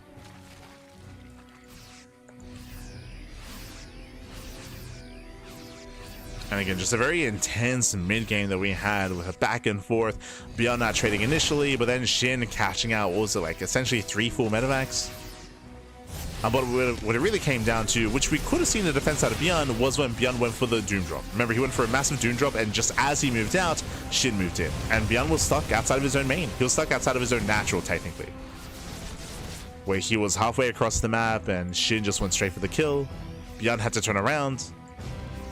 And in the process, he lost 2 mineral lines. And 2 bases. Remember, he lost his 4th, and at the time, he was trying to get a 5th base. And since that moment, ByuN has been on the back foot. He has had some very impressive trades for sure since then. But he needs more than that. And Shin is maxed. Shin is maxed out. 200 supply. He's maxed out back. Nice surround here on the lurkers though. Jesus. Again, very opportunistic here by ByuN, trading as best he can, takes out most of the lurkers, but it costs him so much to do so. Oh god. As he's out of position, once again the middle line goes down. GG gets called, and Shin will take the series at 2-1, advancing on to the semi-finals. GG. Whew.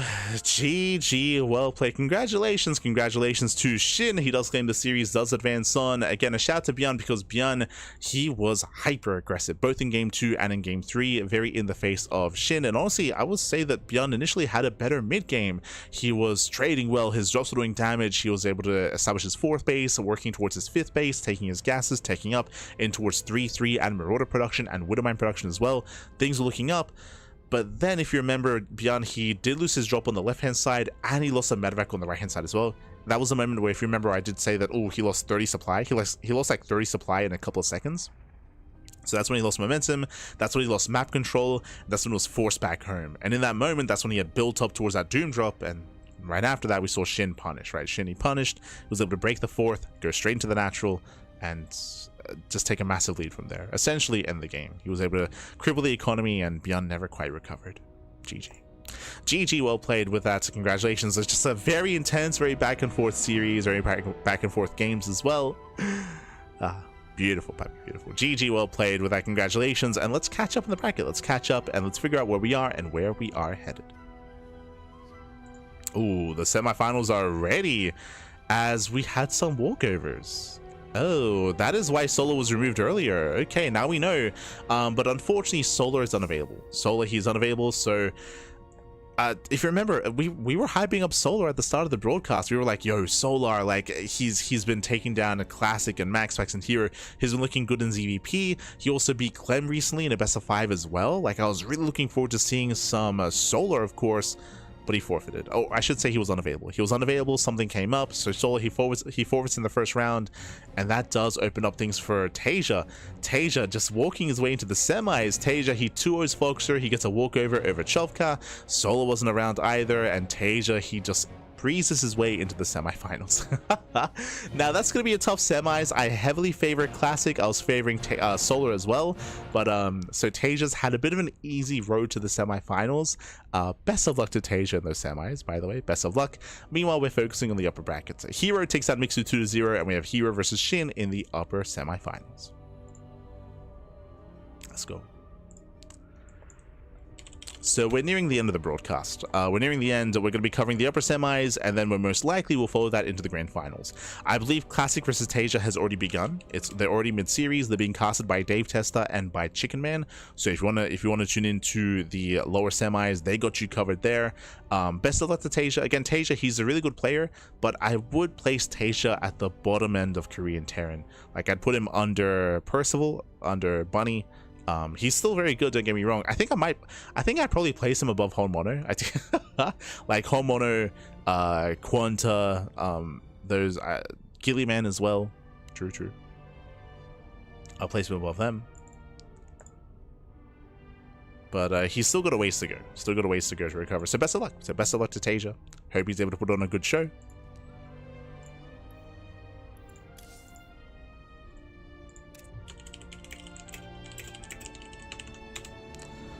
As we are focusing on our series.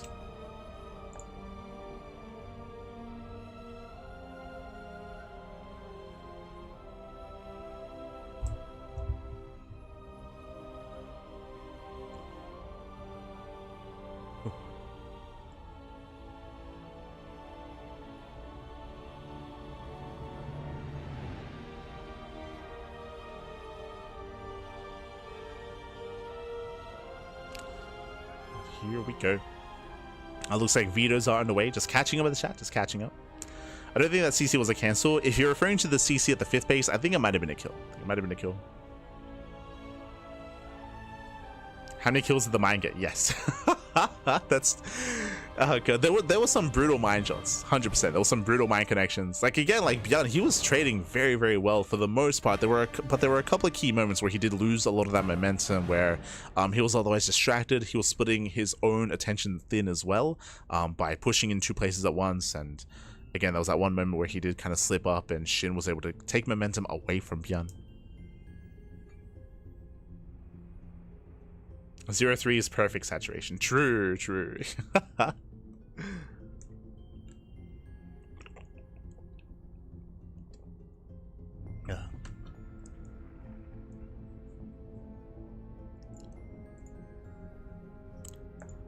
But otherwise, we will soon be getting into herO and Shin.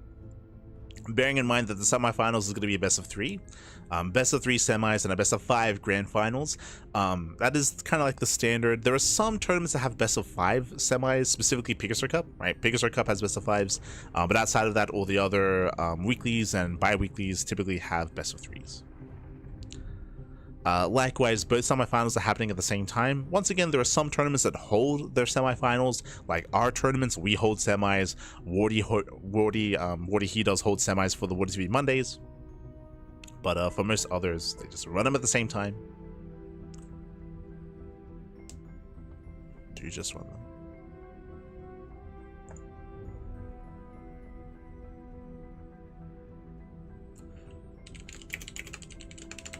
See, chat, what's the next matchup? herO v Shin. herO v Shin. I'm just waiting for the vetoes. Waiting for the vetoes to wrap up. Otherwise, hope you've all been enjoying yourselves. Hope you have been enjoying your weekend. It has been insanely hot here in Australia. I think, did we hit 40 degrees? Did we hit 40 degrees Celsius? Hold on.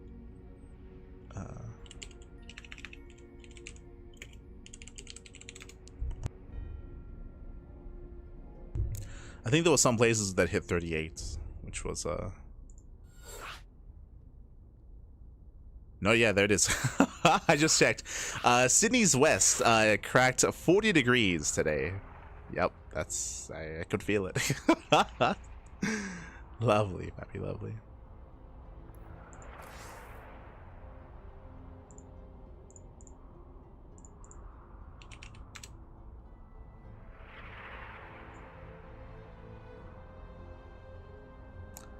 It's been very hot. Summer hits hard here. It's hard. We did surely. We cook it. take care, Rowdy. Take care. I know Rowdy's he's also here in Sydney. Look after yourself. Take off all the clothes, baby. All the clothes.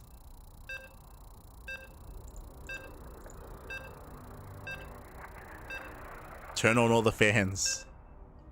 Be free, baby. Be free. Yes. Take care, Rowdy. Take care.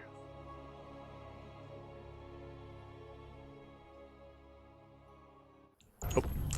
As we're getting into our semis, we have our series, and spawning in the right corner of the Old Republic, we have the South Korean Protoss player. We have the blue Protoss representing T1. It is herO. And spawning in the bottom left-hand corner, we have his opponents. We have the red Zerg player. The red Zerg player himself representing Weibo Gaming, WG. It is Shin. Whew. And if you're in the chat, you know what time it is. It is Gamba time. Predictions are open. Place your bets on who you think will claim the series. Best of luck in the chat as we get into our semi-finals. Meanwhile, we just got an update here. It looks like the lower semi-finals has already concluded. Classic did take down Tasia 2-0. Big shout out to Tasia for competing and for taking part. For sure. There's a bit of a skill gap between Tasia and Classic, but it's always fun to see Tasia competing, and it was really cool to get an update on the skill level of Tasia and how he has been improving over time. Again, he's been back for a couple of months at this point and has been playing on a semi-regular basis, so great to see him here and hope to see more of him in the future. But Classic is waiting for the winner of this series. Will it be a PvP or a PvZ? We're here to find out. Let's go. Let us go. Again, I mentioned this at the beginning of the broadcast, but herO, he is a beast in KSL. I mean, herO is arguably the best Protoss player in the world. You could argue between herO and Classic. He's at least top 2. or even top 1. So you don't get better Protoss than herO, and herO, as a result, he has won the most KSLs this year. It isn't even close. He's won, I said this before, he's won like 80, if not like 90% of KSLs that he's played in. herO is the heavy favorite for this tournament, and we'll see if anyone can stop him. Shin, he had a very intense series against ByuN earlier, and can he bring that same intensity here against herO? That's what I want to see, Pappy. Let's go, let's go. For now, we have our standard openers. Now, we did already see Shin earlier in a ZVP, but it was a very unique matchup. Remember, every game, what did Shin do? He went Overlord speed first. It was crazy, but he was rushing into Overlord speed and delaying Link speed. And I assumed, but I also clarified with Shin, it was only because of his opponent. Prone went for non-stop 2-base all-ins. Non-stop all-ins. herO can all-in as well, but herO usually opens standard, and it goes for a bit of a tech switch later on in the game. As you can see, Stargate opener. Stargate opener into a third base is what we expect. We'll keep an eye on the tech timing of herO's Twilight Council, or Robo, or Fleet Beacon, or any further tech from here.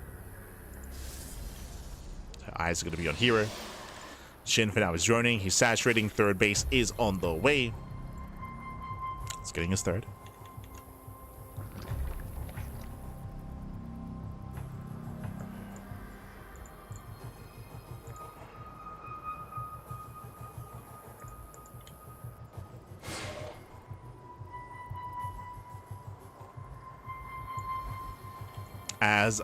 My attention, Void Ray first. Now, opening Void Ray tells us one thing, tells everyone one thing: herO wants to hide his tech. Whether he wants to fake tech or not, regardless, the goal here is to hunt down specifically this Overlord. We have one Overlord here at the natural base of herO. We'll see if herO can find said Overlord, and if he can shut down and deny any vision and scouting that Shin would otherwise have. And from here, he can hide tech. He can go for a Fleet Beacon, second Stargate, Twilight Council, Oracle, even just a standard third base. Like this doesn't have to be a crazy build. This could even just be a standard build, but the problem here, or the goal, is to just make sure that Shin doesn't know what's happening. Whether it's standard or not, Shin should be in the dark. So the Void Ray moves out. We'll see how many Overlords he can hunt down as herO takes his third base. So third is on the way. herO does find one Overlord. Queens there over towards the left-hand side. So herO gets one. I'll snipe one. herO pulls away. We'll see if he can get another. He's tempted, but the Overlord does pull away in time. Queens do respond, and we are hiding tech. We're going for the Fleet Beacon. Oh my god. Fleet Beacon's on the way. Overlord attempts to scouts. herO has spotted, and can herO deny that scout? The Void Ray is racing back home. We spoke about it. He has to hunt down this Overlord before it's too late. He should be fine. Yeah, it should be fine. Second Stalker warps in, and the Overlord scout is denied. So 0 scouting. Now, this was a lot of effort put into denying the scouts, right? So Shin, he should know that, hold up, you gotta be hiding something, right? Like something is wrong here. Like, you really didn't want me to scout. Or are you just really faking me out? We know that it's to rush into a Tempest, to rush into a ground switch thereafter. That's why we have a Forge as well. And we'll see how Shin responds. So far, Shin is droning, saturating. Lair is on the way. We have our one Evo chamber that should be for +1 melee to get into Link Hydra. We can see not a Tempest rush, Carrier rush. Okay. Carrier rush at a herO. Let's go. Rushing carriers. +1 flyer attack is on the way. It gets cancelled. Never mind. Does get cancelled. It's making 2 carriers at a time. Now with the Forge, we're expecting to see a +1 attack, and we're expecting to see a Twilight Council in towards Blink. We should be seeing a Blink follow-up here to support the army, but we'll see. Yeah, there's that Twilight Council. Shin pokes in. Nice around. Nice service area. And he will get 1 Stalker. Gets 1, and he may even get another. Not quite. Oh my god. Doesn't quite get the second Stalker. We do see that Shin, again, he's never been into the main base. Shin is still in the dark. He is getting a Blind Spire, so good read overall. He's still getting +1 range and working towards Hydras, actually. Okay.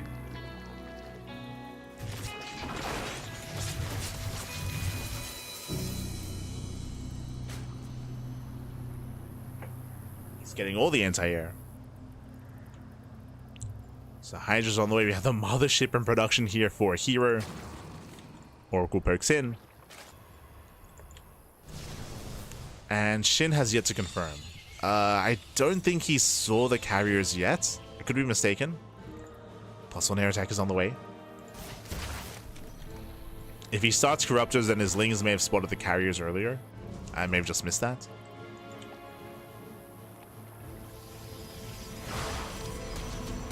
Oh. Lings. The wall's at a wall. herO. The wall is open. Lings they flood in. Lings they get a full scout. Now he has confirmation of the Sky Toss. He knows. Carriers are revealed. Instantly, Corruptor production has begun. So now Shin knows this should not have happened. And now the Corruptors are going to be ready. Remember, this should have been a surprise once the carriers reveal themselves. Once herO pushes across the map, that should have been the first inkling that Shin gets to the carriers. But thanks to the Ling Flood and the Ling Run By, Shin sees all, and now the Corruptors are ready. Yeah, now the Corruptors are going to be ready for this. herO, he did drop the ball here. And is he just going to turtle? Is that the plan? Okay. Yeah, we're walling up. Yo, it's 2022 all over again. It's here. I mean, it makes sense. He shouldn't push, right? He should not push, not anymore. So here, he's just gonna stay at home. He's just gonna stay at home, turtle up. We have charge on the way. We have +1 air attack. We have +2 on the way as well. Templar Archives for Storm. And here, his goal here is to focus on his 4th base, on his 4-base defense. Now, when it comes to defending here, the 4th base is very difficult to defend. herO, he has found that out the hard way. Protoss players in general have found it difficult to maintain a 4-base economy on the Old Republic. Why is that? The linear 4th base is very open, very accessible, and very isolated as well. And I can say something similar about the center base. Speaking of, yeah, we're collapsing in. We're collapsing in. And instantly one carrier goes down. Gets a carrier, gets on top of the mothership, and Shin is going for the kill. The mothership falls. And the carriers, there's no support. Yeah, there's no support. Where's the storm? No storm, no stalkers. Everything goes down. And Shin will take a lead. GG gets called. Shin he overwhelms, and Shin takes game number 1. GG. Whew. GG, well played. A very cheeky build here by herO, but he did not get away with it. He was scouted, he was seen. Instantly, Shin was getting ready with his Corruptors, and he just went for the kill. It wasn't just that Shin scouted, but we spoke about it, and thankfully we were able to finish our little rant about the map itself before the end of the game.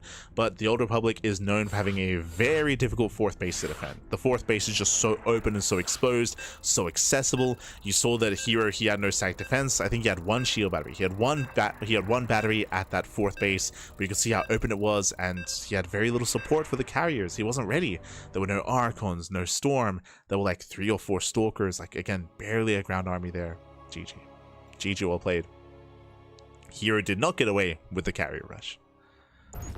And now we're getting into game 2, and is this where it all ends? Remember, this is the best of 3. It's a best of 3 pack. Spawning in the top left-hand corner of Mothership, we have the South Korean Protoss player. We have the blue Protoss. Representing T1, it is herO. And spawning in the bottom right-hand corner, we have his bottom side. We have his opponent. We have the South Korean Zerg player. We have the red Zerg. Representing Weibo Gaming, WBG, it is Shin. Here we go. Settling up, we are settling in. And again, Shinny's up 1-0. 1 more game is all he needs to claim the series, and the pressure is now on herO. And I'm curious as to what the vetoes were. Now, what I just mentioned about the Old Republic, about how open the 4th base is, I have to say about Mothership as well. But even worse. So Mothership, as you can see here, this is the linear 4th. It is this is a massive entrance. It has a huge entrance into the 4th base, or into the triangular, the linear 3rd, I should say. And if you look at the triangular 3rd, it's also very open if you knock down these rocks, right? If these rocks get knocked down, then there's also a very, very wide entrance here, so you can have a better concave moving in. As a result, big pushes at the 3rd and 4th base are more difficult to defend as the turtling player. Whether you're Protoss, whether you're Terran as well, it can be very, very difficult to defend. So we'll see what herO's plan is going to be here. We expect to see a different build. We expect a different build. But this is a very common trend. It's similar on Ruby Rock, it's similar on Tourmaline, but specifically in this map pool, a lot of the maps have open third and fourth bases. This does benefit aggressive players, whether it's Zerg players in ZVP or ZVT, or whether it's players that plan on going for all-ins in the other matchups as well. So aggressive styles and aggressive tendencies are more favored. Personally, I'm still a little bit mixed when it comes to whether that is good or bad for the game. I do think that ZVP was very stale. This matchup was very stale for all of this year and last year as well. If you've been watching StarCraft, then you would know, but it was very common, very common on Tokamak, on Maganatha, on Incorporeal. I'm referring to the previous map pool and even the map pool before that.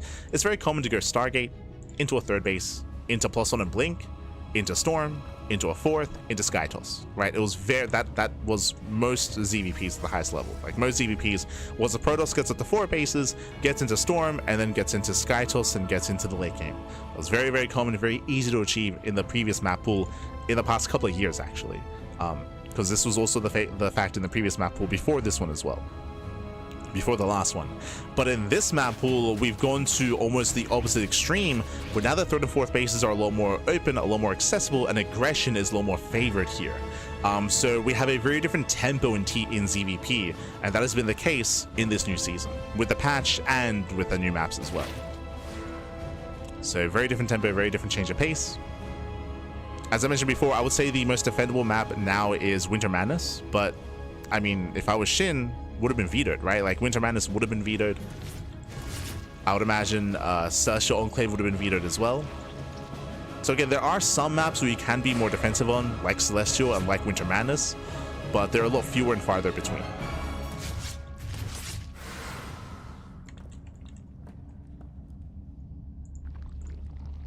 Personally, I do think it is refreshing. It is I do think it leads into more dynamic games for sure. For sure.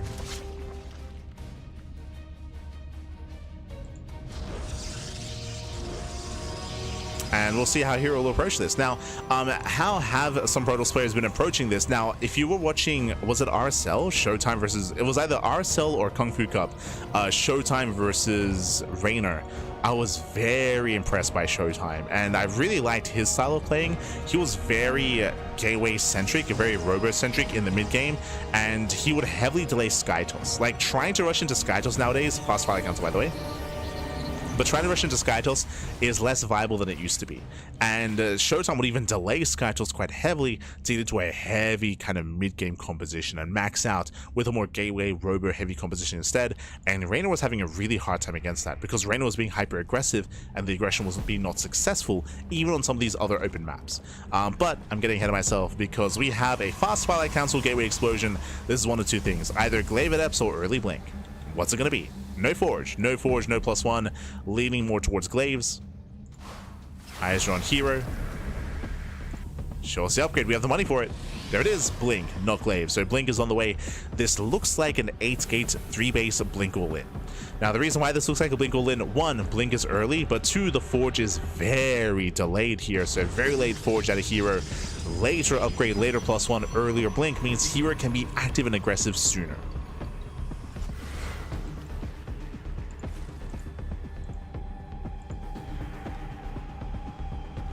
And typically this build is designed to break the 4th base of the Zerg. So this 4th base here, as Shin expands towards herO, should be the target for the Protoss. Should be. As herO shocking around. Does what the expansion, he's going to soften it up. Double Hydrogen. Oh, I think that's a mistake. Double Hydrogen here at Shin. Shin is getting +1 range. There it is. Does force a cancel on the 4th base. Big pick up here for herO. Laser forward. Oh no, the surround! Oh, no hold position here on top of the ramp. And no hold position, and one Stalker goes down. Doesn't get to. But herO got this. We gotta tighten up back. We gotta. Now my concern is that Shin is not droning. Shin, he's running up to 65. He's now taking the center expansion, but he's making nothing but Link Hydra. Nothing but Link Hydra. Now here he has spotted the expansion. Can he force another cancel? He doesn't go for it. Does nibble away. Stalkers are pushing in. Nice punish it with the Lings. The Stalkers, they blink into the Lings. Oh my god. Yeah, crazy moves out of herO, but he does punish the Lings. He's pushing forward, and remember, we spoke about this. The target of this blink timing is to kill the fourth. Gets two queens. Two queens go down, and he will force another cancel in the fourth base. Yeah, massive pickoff. Shin just cannot expand. This is heavily slowing down not just the economy of the Zerg, but the production of the Zerg player as well. Remember, there's no macro hatch. There's no macro hatch, and he did accidentally make a second Hydra Den. So wasted resources, a lack of fourth base. Shin is hurting. And behind this, herO, he's not going for an all-in, he's getting ready with Storm. So herO, he has a nice lead. He has a nice start. Ooh, but can herO make it home? Uh-oh. The surround! Yeah, herO, he's getting caught out. He did great denying the fourth base, but he stuck around too long. He stuck around too long. Hydras, they start to step in. Stalkers are getting pounced upon. That was how many? That was 4 Stalkers going down. 5 Stalkers do fall. Snipe on the Cybercore. Depowers the gateway. Now no more Stalkers. We only have Zealot reinforcements. Storm is not yet done. And Shin, he's all in. You can see Shin, he's getting a fourth base, but he's just making nothing but units behind this. He wants to win it. We're 5 seconds away. 1 High Templar gets sniped. He gets 1 Templar. There are the Storms. Oh my god. Yeah, the Storms are crazy. Lands the Storms as well. 1 Storm left. And herO holds. Yeah, here he does barely hold on. Did cost him every Oracle. It was not the cleanest defense, but here he does hold on. He does even catch some of those retreating Hydras. Oh, who catches who? Blinks in once again. Remember, there's a Storm. Yeah, there's still a Storm in the chamber, and there are so many Hydras going down. Shin, who loses momentum. And does Shin lose the fourth base again? No shot. Shin has to hold on. Here now. And he's trying to hold on. Zealots are trickling in. Here he's so close to breaking this position. At the same time, he's also close to overextending. Yes, here he cannot break through. Too many reinforcements, and here he will back off. As Shin, he finally gets his fourth. It's incredibly late, but his fourth base is finally up and running. But so much damage was dealt here. herO has the superior economy. hero's on 71 workers. His own fourth base is now on the way. herO has momentum. And Shin, he is struggling here. Because his fourth was so late, the Infestation Bit is late, the Hive is late, the Lurker Den, all the further tech here for Shin is heavily delayed because of the fourth base. So Shin is behind, and hero's getting further ahead with Skytoss. Like usually there's a window in time where the Zerg player has a window where they can make use of Lurkers before Skytoss, but here there's no Hive, there's no Lurker Den, there's no nothing. Skytoss is already starting to amass, and Shin is in danger. Now, because Shin is so far behind, it makes sense for him to all-in. I don't know if you noticed, but Shin, he's not droning. He has saturated somewhat his fourth base, but he hasn't made workers, he's just transferred. He's just been transferring workers as he's been mining out of his main. So just rallying workers over. And Shin, he's just massing up with Ling Hydra. So Shin is going for a Lair Tech all-in. He's going for a Lair Tech all-in, 3 base saturation. This is meant to end the game. If Shin fails to break herO, then hero's just going to outscale and snowball out of control. So it's all or nothing for Shin.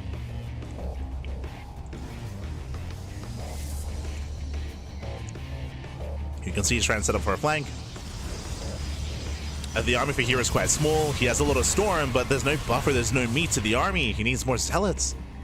Shin's almost maxed. You can see he's setting up for a full surround. He's got Ling Hydra behind, from the front, from the top side as well. And here he collapses in. Can he get on top of the High Templar? Storm pops up. 1 Templar is going to go down. But there's still so many more Storms available here. And Zealots take him in from behind to show us their Storms. Up. Jesus. Yeah, no detection. Wow, no detection. No Overseers. Oh, God. So much free damage.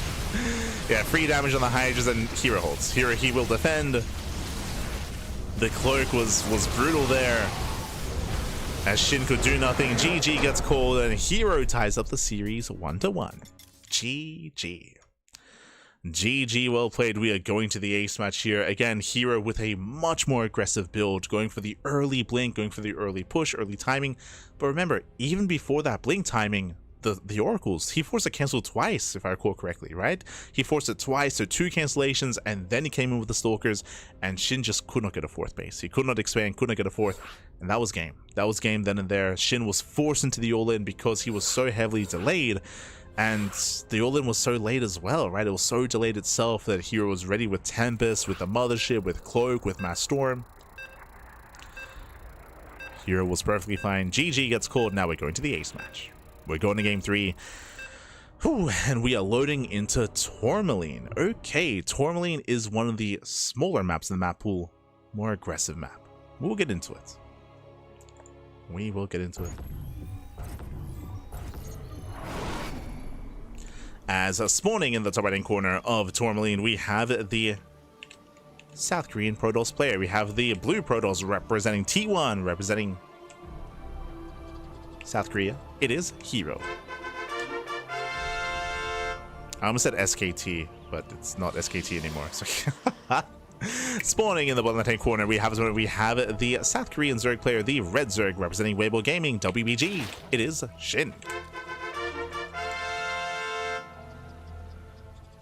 Whew, oh boy, here we go again. It's been a very intense semifinals here, very intense back and forth, and we'll see how herO will adjust his approach. Oh. Pull first. Pull first out of Shin. You have my attention. Now, with a pull first Shin, he may decide to go for 6 lings and hide his lings, sneak out across the map, and try to get on top of that pylon.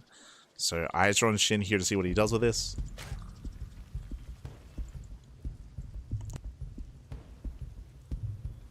But again, going for the earlier pull.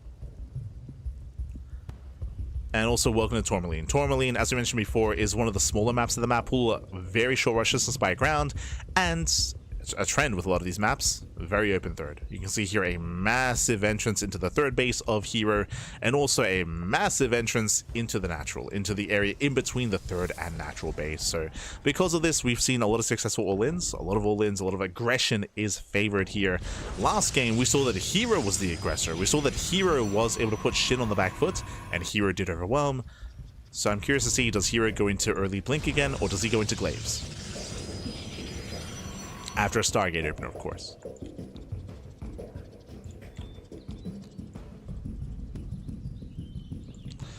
Meanwhile, we do see that Shin did go pull first, but he only makes 2 lings. So only 2 Zerglings here. So Shin, he can't really threaten too much. We can see that he's forcing a Zealot out of herO, so he is forcing some inefficiencies. Remember, typically you do not get a Zealot, but herO is forced to because of the late expansion and the early pull. Even a shield battery. I mean, he has to wall off. Jesus. So he does wall up, does wall off. And you could argue this is worth it here. So these 2 lings, they force out a Zealot, they force out an early shield battery, they force some inefficiencies out of herO as Shin joins. Shin does throw up. The Stargate there's a cancellation. The Stargate is thrown down here at the natural. God damn it. God damn it, Shin. Every time. But the Overlord does get eyes on the Stargate, so Shin, he's aware of the tech of choice, at least initially. The second pylon is further back in the main base, so we could see herO hide his next tech structure. We should see it. So entering the early game.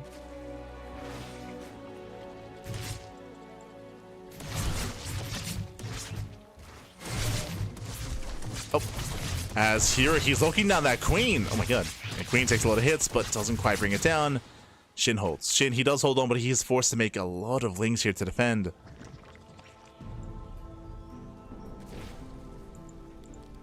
And it does invest heavily into the lings. Forced to because of the Zealot.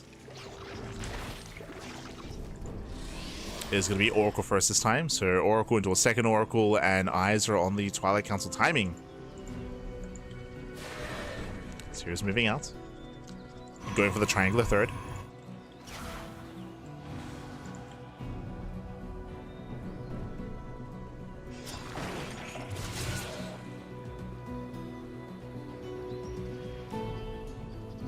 Oh.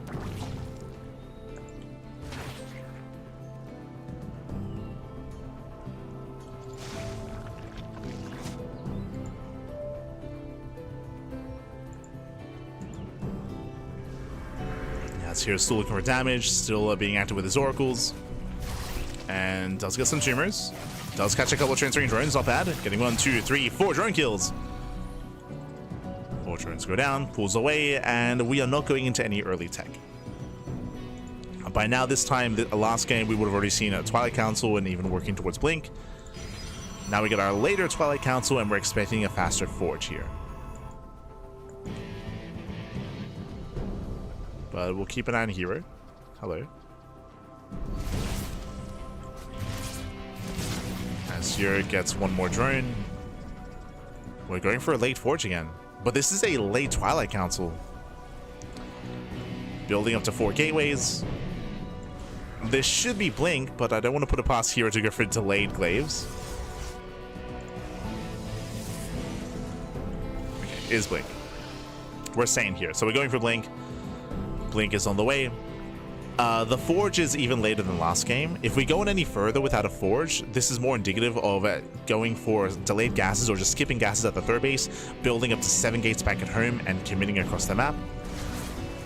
If you remember, I talked about the 8-gate 3-base all-in last game, but herO did take his gases and did get a later Forge. And there it is. Forge is on the way. So Forge is on the way. We're still building up upgrades. We're still taking up at least in some way. herO, he will get another cancellation on the 4th expansion. Jeez. Yo, Shin just wants to get a 4th base, Pappy. Oh my god. He just wants to expand. Edepson moving in. Up! He gets the drone! Drone goes down, delays him even further. At the same time, Lings, they hit the 3rd base, so Stalkers are ready. Stalkers are in position, and Shin, he's going into +1 range. He's going into a Roach composition instead. Not going Ling Hydra. Oh, okay. Ling Hydra is a little more ideal against a heavy Stalker composition. Stalkers can be more efficient against Roaches. Speaking of, here comes Stalkers. Blink is finishing up, and Shin is going for an all-in. He's going for Overload Speed. Overload Speed here is for Drop a Lord, so Shin is he's setting up for the German Taxi. Overload does get sniped. And you can see here, he wants that expansion. He wants that 4th base. Oof. He gets more Roaches. Stage Trap gets baited. Nice bait. Solid control there. And it blinks away. So far hasn't lost a single Stalker. Picking up more Roaches. Here he's trading very well. And remember, Shin wants to go for the all-in. He's waiting for his upgrades. Shin, he's not set up for a longer game. And here is just being so proactive. And Roach Speed is now done. And we collapsed it. Yeah, we collapsed it. We're still stepping forward. We need these stage drops to go up. The stasis. Base out 1. Yeah, base out 1. Roaches, they try to give chase. More reinforcements have arrived. herO is still holding his own.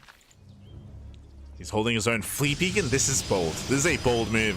A safer build from here would be to go for a Robo into Immortal production, to get Immortals up and running.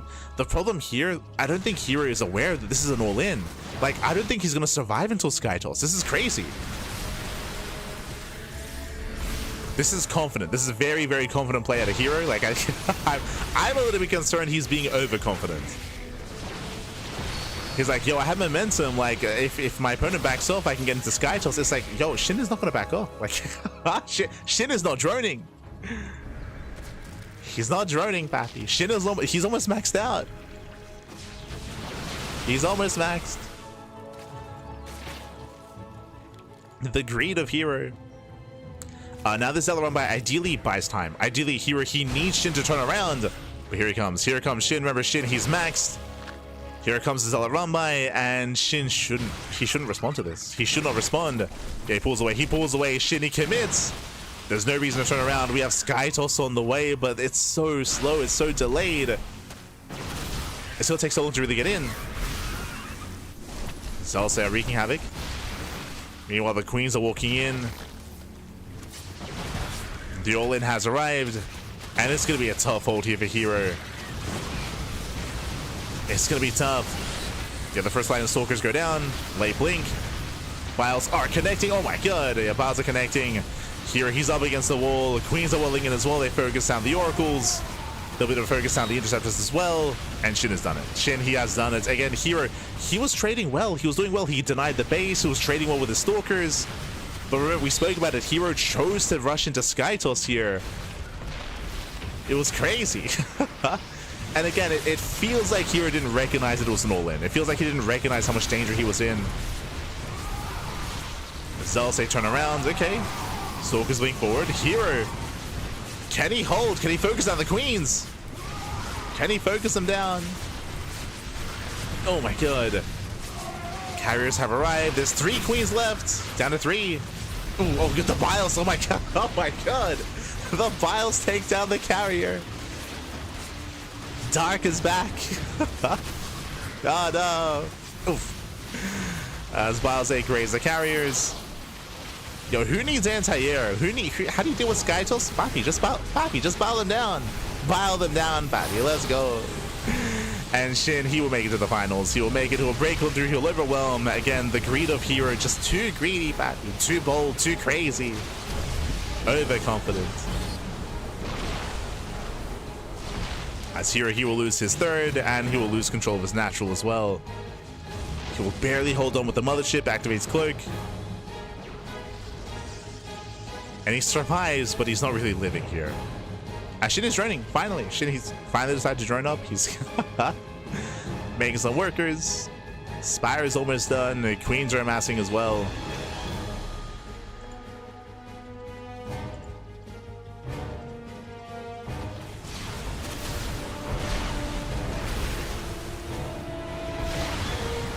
See, inside the one carrier will be a herO unit. That's just before the carrier got biled down. Oh no. Not like this. Not like this, man.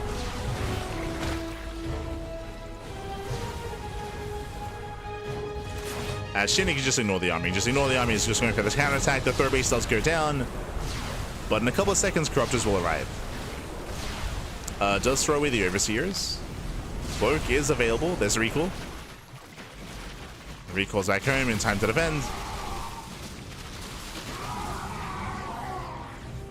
And Shin just needs to wait for his Corruptors. Just wait for the reinforcements.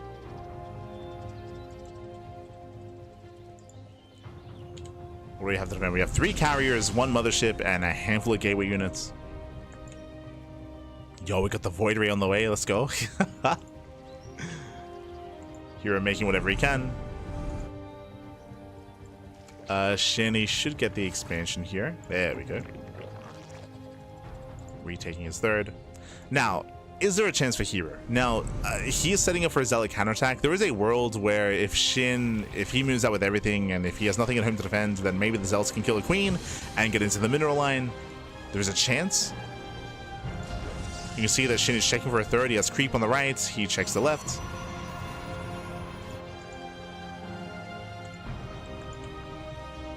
Shin is moving in.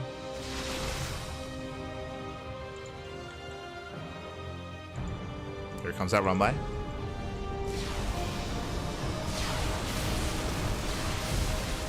Zealous will hit the natural. So to make their way in. Corruptors A should be diving on the mothership. Does activate Cloak. Overseer is still available. Mothership goes down, and now we just focus on the carriers one after the other. The SkyToss cannot hold its own, not against Mass Corruptor, not like this. Biles on the Void Ray. On the carrier as well, Jesus. The Biles are popping up. And Zealots, they kill the base. True, the Zealots do find some damage here, but it doesn't matter. It does not matter. The SkyToss has fallen, the natural as well. The reinforcements back at home, and Shin, GG gets called. Shin, he will take the series 2-1. He'll advance on to the grand finals. GG. Whew. GG, well played. Hyper aggression out of both players. And again, honestly, herO had a good start. herO, he was denying the 4th base. He was sniping queens, sniping roaches. He was buying time. He was trading very, very well with his early blink timing. But we spoke about it. As soon as we saw it, we were like, whoa, Fleet Beacon against the 3 base all in? He's crazy, baby. But But again, as you mentioned, it feels like, it looks like herO didn't register in his mind that he was up against an all-in. It looks like he was maybe hoping that Shin would be droning after the defense and would drone up his fourth base. We could see everything, so we knew that that wasn't the case. Like, we knew that Shin, he was just hammering down that roach key, hammering down that link key as well.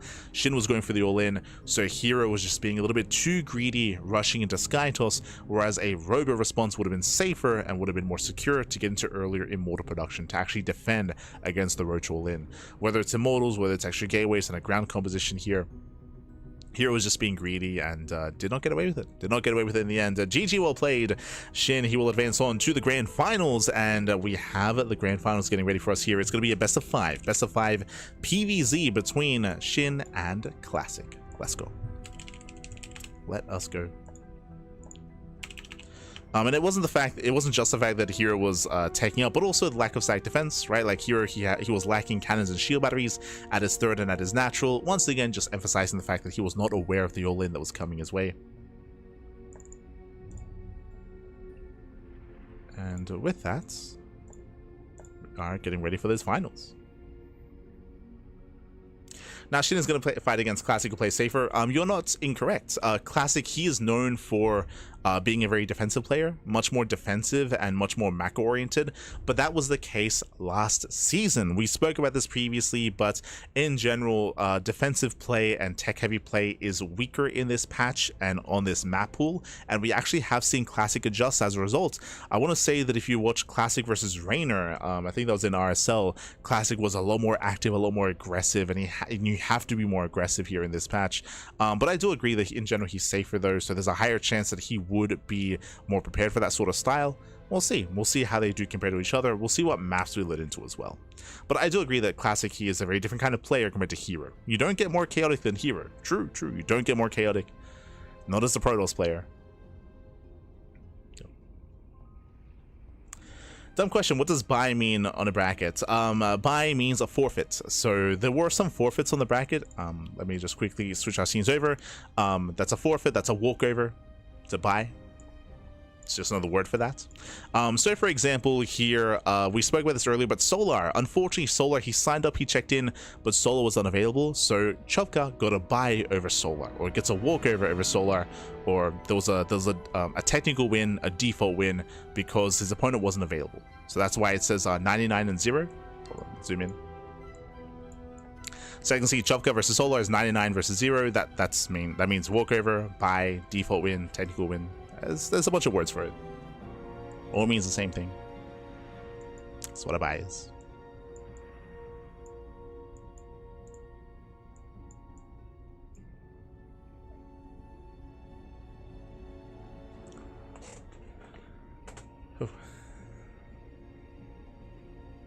It means Solar left a note saying bye. True.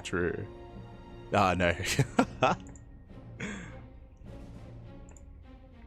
But the term buy is used in sports. It's used in sports. Yeah.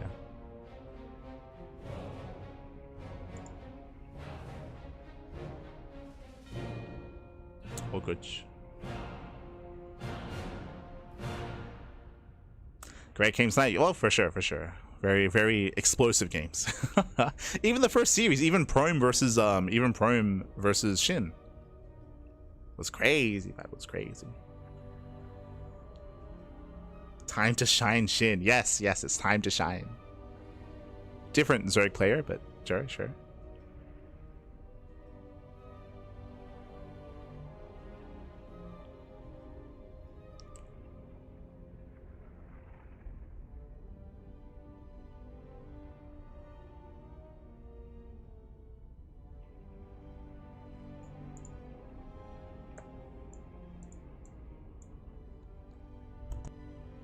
Oh, but here we go. Looks like vetoes are done, and we have our first lobby.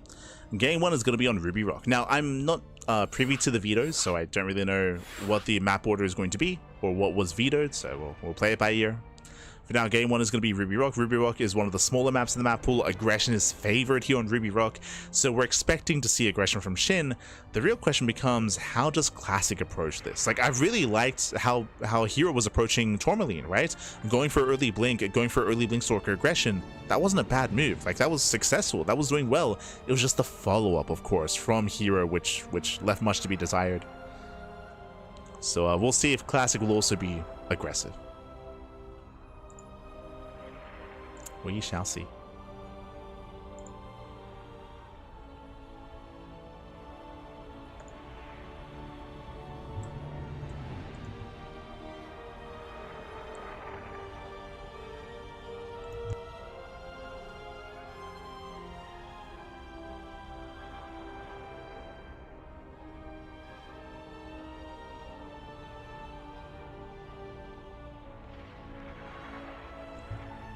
Yeah.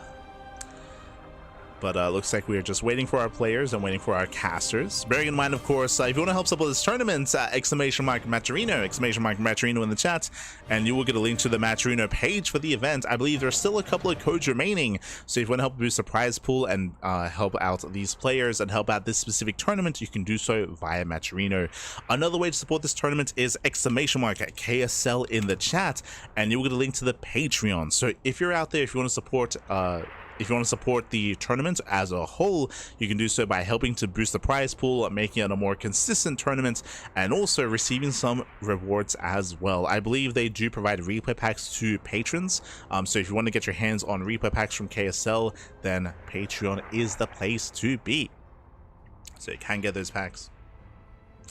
We provide our own packs as well, but our packs are limited to the games that we cast, whereas the KSL replay pack is, you know, all the replays. Basically, all the casters, we all submit our replays to Chicken Man and to Dave Tessa, to the event organizer, and they compile the pack as a complete pack together. They got you covered. They got you covered.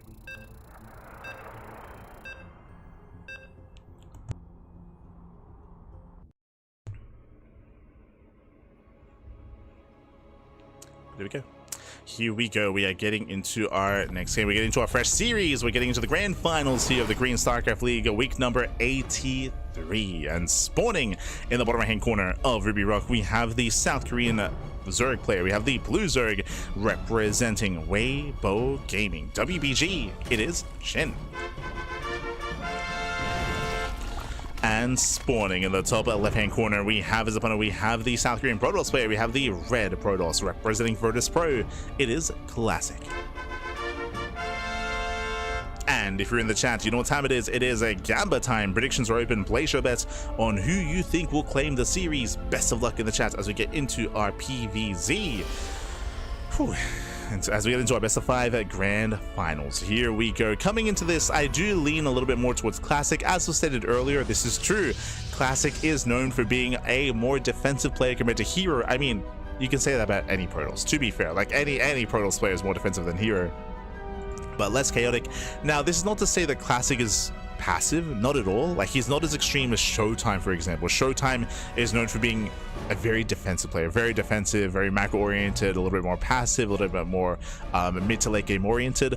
Classic is more aggressive than that. Classic is willing to play with Glaive Adepts and with early blink timings and with AK blink as well, but he's not as chaotic as herO. He's not the kind of player to rush into carrier like we saw at a herO. He's not that kind of player to rush into carrier and to cut corners and to take any kind of major risks. There are some builds that Classic has been known for, like his own Tempest Rush. That is true. Like, he does go for a Tempest Rush. It's not an all-in, but he goes Tempest, then into Blink Stalkers as a follow-up. He did popularize that quite some time ago. Oh, the probe was killed. As the probe got surrounded, that should not have happened. The ... at a Classic. Oh, as Shin, Cheeky win. Yeah. He's laughing, man. He's laughing. It's like LOL. Or haha. So Shin, he's happy, man. He's happy. We did kill the probe. Again, that should not have happened. So a nice little win here for Shin. It does mean that Classic cannot delay the third base. He cannot be annoying. He cannot disrupt the mining. Classic has limited vision. Oh, he even sends a second probe. Okay. Forces to send a second worker out. So a little bit of an inefficient start at a Classic, as he does go Stargate. First blood. Yes. First blood. See in the chat, bet predictions are open. They're already there. Predictions are about to close, by the way, so place your bets while you can. While you can, bet. As I think they're closing.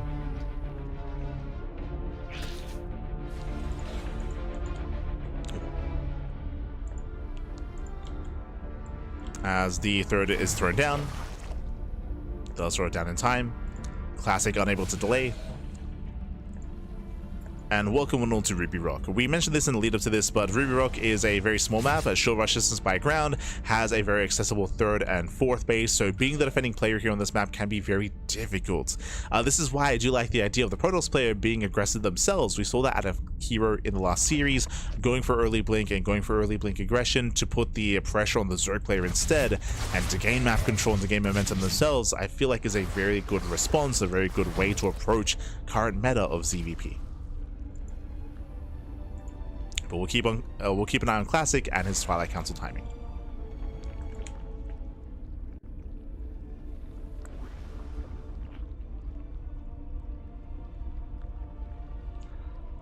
As the Oracle has arrived.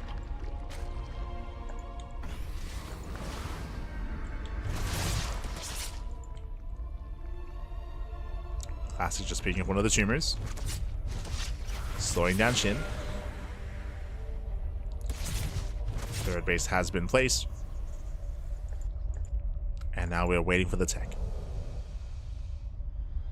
Speaking of early Twilight Council, very early here. Okay. Fun fact, that is earlier than herO ever did in his series. So with an early Twilight Council, we got one of two things available. Either we go into, like herO did last series, going into early blink aggression, or early glaive adepts. Based on the timing of the Twilight Council, I'm leaning more towards glaives this time. Likewise, still no Forge, so we'll keep an eye out for the Forge. Overlord goes in for the Scout, but the Scout is going to be denied by the Stalker.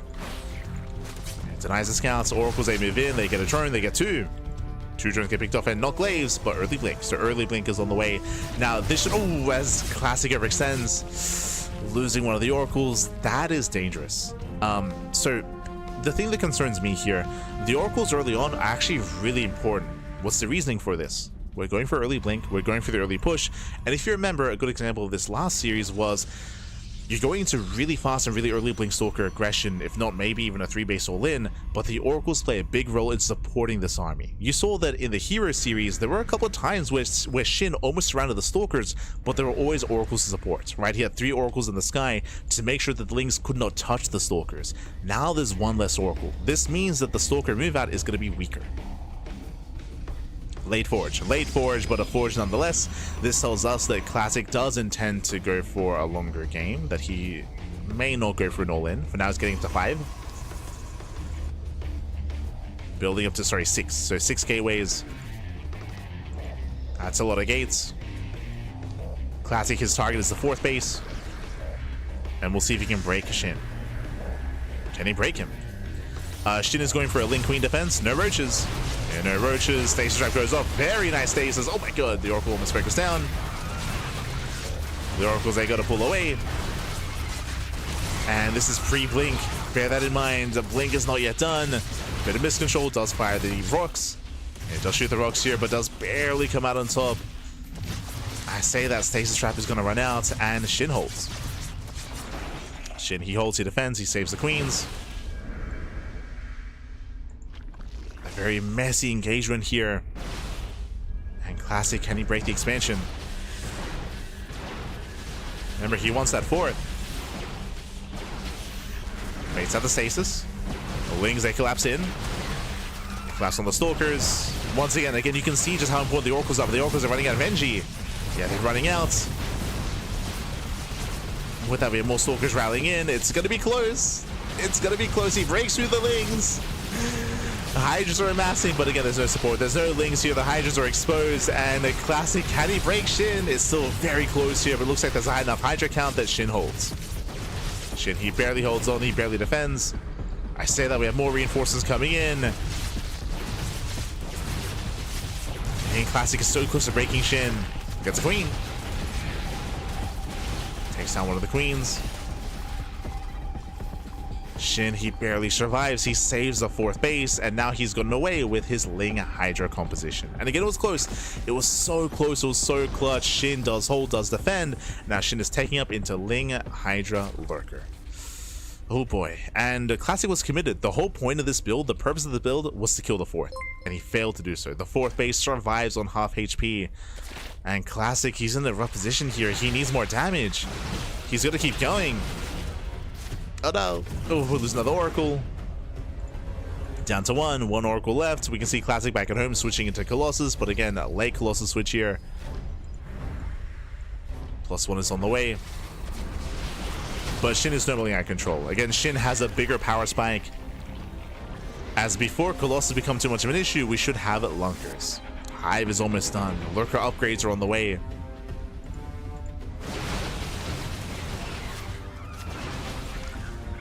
And sure, they're going to be 2 Colossus, but Shin should have Vipers, right? Vipers will be accessible. And there's no good answer for Vipers, not yet.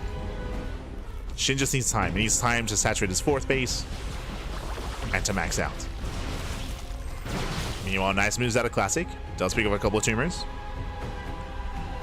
Does catch a couple of tumors. Does take down one of the Overlords. Meanwhile, a big shout to Pecoeta in the chat. Papi, Pecoeta. Gracias, papi, gracias.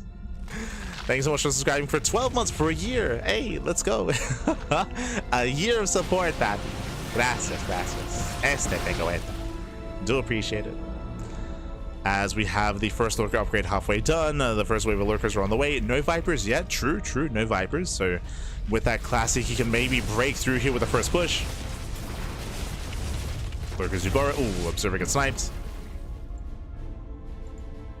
And you see Classic, he gains no ground. Not against a wall of Lurkers.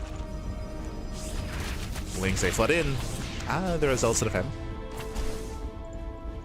Got our slow lots. More Lurkers are building up. And I would expect to see Shin wait for Vipers. Just because we have not just Colossus, we even have Disruptors on the way for a Classic. No Vipers yet. Shin focusing on maxing out. He has a high ground. Oh my god. Does have the high ground. Does zone Classic away.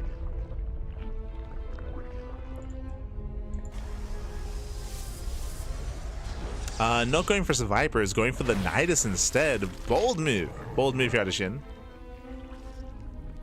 Going for Nidus play. He's just walling up instead, turtling up back at home.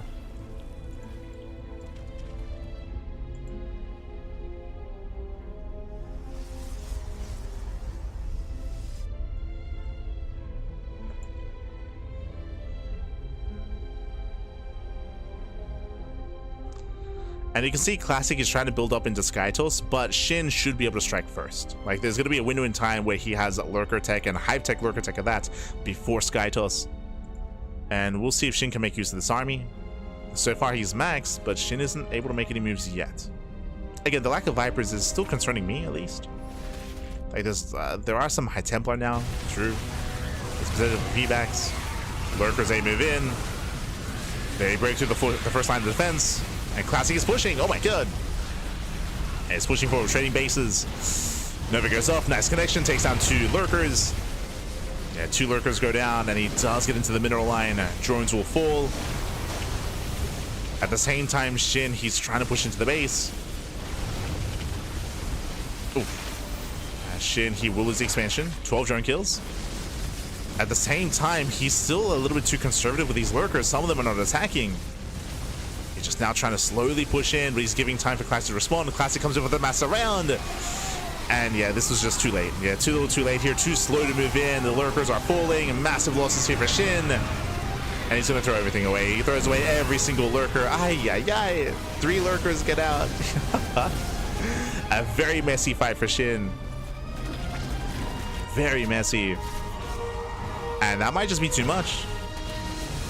That might just be too many losses too quickly. That was how many? That was 17 Lurkers going down in one fight. That's crazy. Oh my god. 17 Lurkers. And Shin did miscontrol. Too slow to move in with the Lurkers. Too late to react and pull away. And essentially Shin, he fought with half his army twice. half his army. And Classic is running away with this. He's running away with it. Some mothership is coming out. More Colossus on the way. Shin is hurting. Because he lost the expansion, Shin can't afford to rebuild. I would say the best that Shin can hope for here is to counterattack and try to delay. Try to give himself some time. What he will is another expansion. And you can see that Classic is terrified of a counterattack. So he takes on the base, pulls away. Pulls back home, throws down a wall of cannons, wall of shield batteries. Now we get Vipers. Shin's main army is a little bit higher quality than before, at least. True. Now he's got his Vipers, now he can abduct. Speaking of, gets one, gets two. Takes down 2 Colossus and a Tempest. Disruptor goes down. Very nice engage here by Shin, but the swarms are connecting. Better fight. Get the MVP Vipers. But without the Vipers, Shin has to be careful. Pulls back. Pulls back. Vipers are gathering energy here at the natural. He needs more time with those Vipers. Meanwhile, he also needs more expansions as well. Alright, what do we have left? We have 2 Tempests, 2 Colossus, and the Mothership.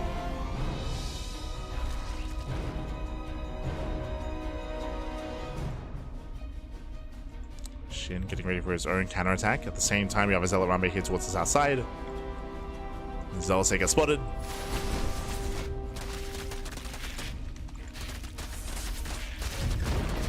And we're going to be going for a base trade. Okay. Shin, he strikes top right and bottom left. At the same time, Classic going straight down mid, takes out the Nidus. So there's no Nidus back home. Classic is just going for the kill, and we commit to the base trade, but Shin turns back around. Okay. Turns around. Oh no. A couple of links are thrown away. The natural will fall. Remember that Classic can always recall. That's the issue here with trying to base trade a Protoss, is they can always recall back home. So Classic turns around. That's going to be 16 dead workers. Recalls into the main. Okay. Does reinforce the main army. Recalls into the main base. Also his abductions. Gets one. Gets one Colossus. Gets tries to get a Tempest. Yeah, out of position though. Cannot push up this ramp. He's gonna try it. Oh god. Yeah, brutal storms. And Classic has this. Classic, he has this massive storm of the ramp. I just can't move in. Classic doesn't have to push into. Oh geez, no, Classic, we don't have to do this. Classic, he moves into the lurkers. No shot. But GG gets called. It's still good enough. And Classic, he will take the game. A very messy end to the game. Very messy, but GG. Classic, he will take game number 1. GG. Aye. Again, towards the end, he just A-moved, and it looked like he didn't have any detection for a moment there, but he like move commanded into the lurkers, and he bled out a lot of supply there. But regardless, he killed the main base, killed the natural as well, and still took the game from there. GG, well played. Whew, a very intense back and forth. Winding it back, initially, Shin had the advantage. Like, Shin, he was ahead. He had a very nice army. Remember, he had 17 lurkers. And he lost every single one. Unfortunately, if you recall, it came down to the big engagement where we saw that Classic was pushing into the northern third base, and he was able to break through and kill the third. At the same time, we were going like we were trading bases essentially, where Shin was also striking the top right end base as well. But he was very conservative with his lurkers. Like a good 3-4 lurkers were not within range of the expansion, so it was only very slowly taking damage. And it gave enough time for Classic to kill the hatchery and then turn around and surround the lurkers. And that's what happened. We saw half the lurkers surrounded, and then Shin came in from behind and fought with the other half of his army. So basically he fought with half his army twice, where he lost all the lurkers first, and then he came in too late and lost the rest of his lurkers as well. That was 17 lurkers going down in one elongated fight. And it all just fell apart from there. All fell apart. Just a really awkward engage there out of Shin. GG, well played. And now we're getting to game number 2. We're getting into game 2. Gonna be loading into Tourmaline and spawning in the top right hand corner. We have the South Korean Zerg player. We have the blue Zerg representing Weibo Gaming, WBG. Down in the series, we'll see if he can bounce back. It is Shin.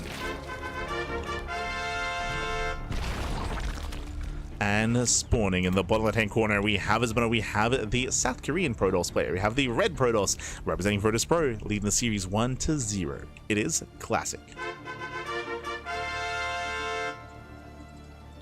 Here we go.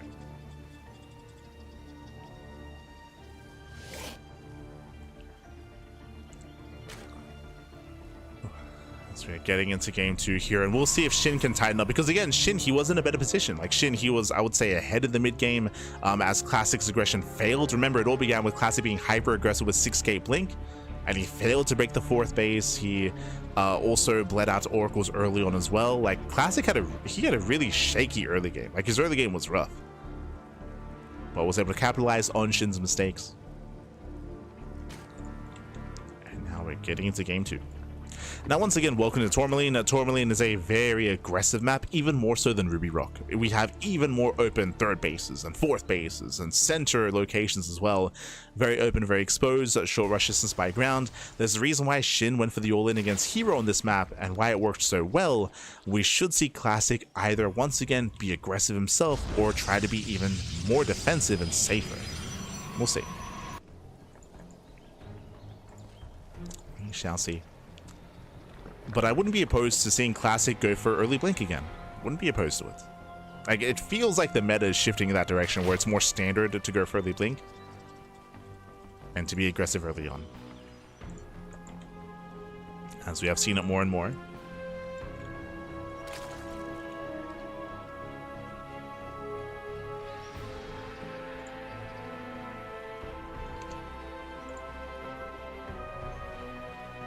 Brutal Storm, the new Storm is ass. It sounds like someone needs to watch some more StarCraft. Storm is, I would say nowadays, a really powerful zoning tool, and it does have its place in both PvT and PvZ.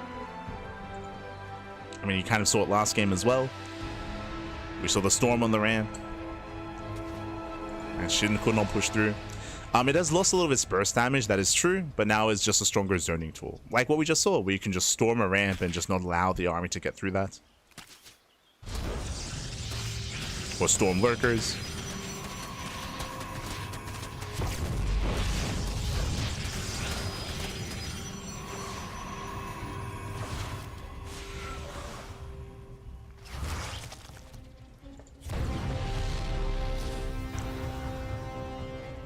As Classic does delay the 3rd, very nice damage. Sorry, I kind of glossed over it. Did snipe the drone, heavy delay in the 3rd base, and Shin is having a rocky start. Yeah, rocky start for Shin.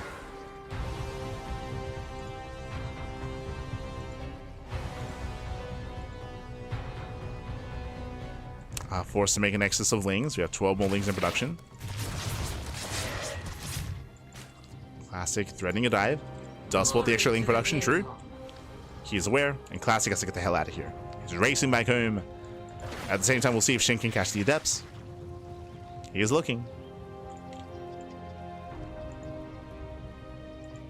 He is looking. The Overlord does spot the Adepts racing back home. Shin is aware, and Classic will expand.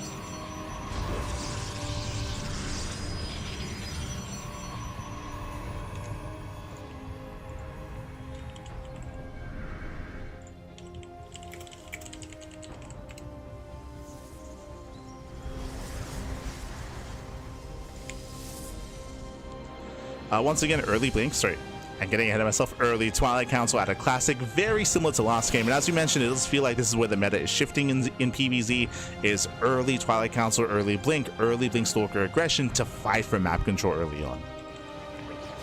We saw this quite heavily by herO. We saw it last game by Classic as well. Now, I don't want to get ahead of myself just because technically this could lead into Glaives. So eyes are on Classic. Gateways are late, so delayed gateways, and Blink is on the way. So going into early Blink. And once again, the purpose of this timing is to break the 4th. Is to attempt to break the 4th base. Oh. The Oracles have to be careful, dancing with death. They do get a couple of drone kills, 2 drones go down. But Shin does hold. Shin defends. Now, last game, we did see that Shin had the stronger early game. Classic had a very hard time actually applying pressure. He lost his first Oracle, if you remember. This time, cleaner early game out of Classic as he saves all 3 Oracles, and we're going for the all-in. Let's go. Very similar to the game that we saw against herO. We have Overlord Speed on the way. This is for Dropper Lords. It is for the Queen support. It is for the 3-base all-in. Shin, he may get a 4th base just for Larva, but he has no intention of droning up that 4th. He has no intention of joining, does catch 1 Stalker. And this comes down to what is Classic's reaction? What is his response? Yes, he's making Stalkers to be aggressive, but if he fails to set up defensively, then Classic will be in trouble. Here comes that taxi. Queens are loading up. The Drop Lords have arrived. And Shin, he will cut workers at 53. So that is under 3 base saturation, doesn't even get a 4th base.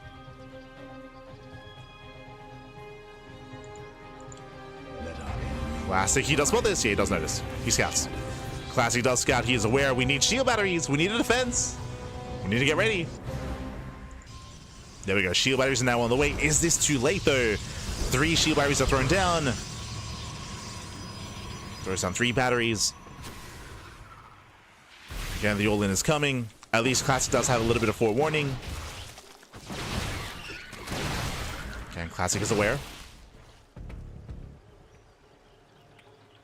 Shin, he's built up to 8 Corruptors. Oh, so 8 Ravagers. He's got his Ravagers. The Queens barely survive. That was close. Queens survive. Drop Lord does come in. Does spread creep. Does allow for Transfuse. Okay, clutch Transfuse. Transfuse on the Ravagers, but the shield batteries are finishing. Yeah, the shield batteries are ready, and we have plenty of Blink Stalkers. This is Classic. He will completely shut this down. He blinks in. Blinks on top of the army, and Shin, he's running out of steam. He's running out of units here. Again, Classic, he was able to react in time. The shield batteries did come into play. We'll take some bows to the face, but again, he's defended. Classic gets defended. GG gets called. The all-in fails, and Classic will take game number 2 and is 1 game away from claiming the series. GG. Whew, GG, well played. It was crucial that Classic, what did he do? He scouted the Drop Lord. He saw the Drop Lord moving out across the map. He was aware of what was happening. Immediately he threw down those 3 shield batteries. He was able to not just do that, but engage ahead of time. His Stalkers moved in. They did engage. They did force the Queens to be dropped earlier. They engaged with the Ravagers, bought enough time for the shield batteries, and was able to afford extra warp ins. And with that, a very clean defense there out of Classic. He was able to hold on, and Classic is 1 game away from becoming our champion. Remember, this is a best of 5 series, best of 5 finals. And Shinny's up against the wall here as we are loading into now a larger map in the map pool. We just wrapped up with Ruby Rock, with Tourmaline. Up next, we're going to be loading into Celestial Enclave. This is one of the larger maps of the map pool. Now, this is one of the few maps where we could see Classic play standard. We could see Classic get a 3rd, get a later Twilight Council, get a later Forge as well, and be a little bit more tech heavy, be a little bit more defensive. That is a viable option here on Celestial. We'll see. We'll see. As spawning in the bottom left hand, bottom left hand corner of Celestial Enclave, we have the South Korean Zerg player. We have the Blue Zerg representing Weibo Gaming WBG. It is Shin.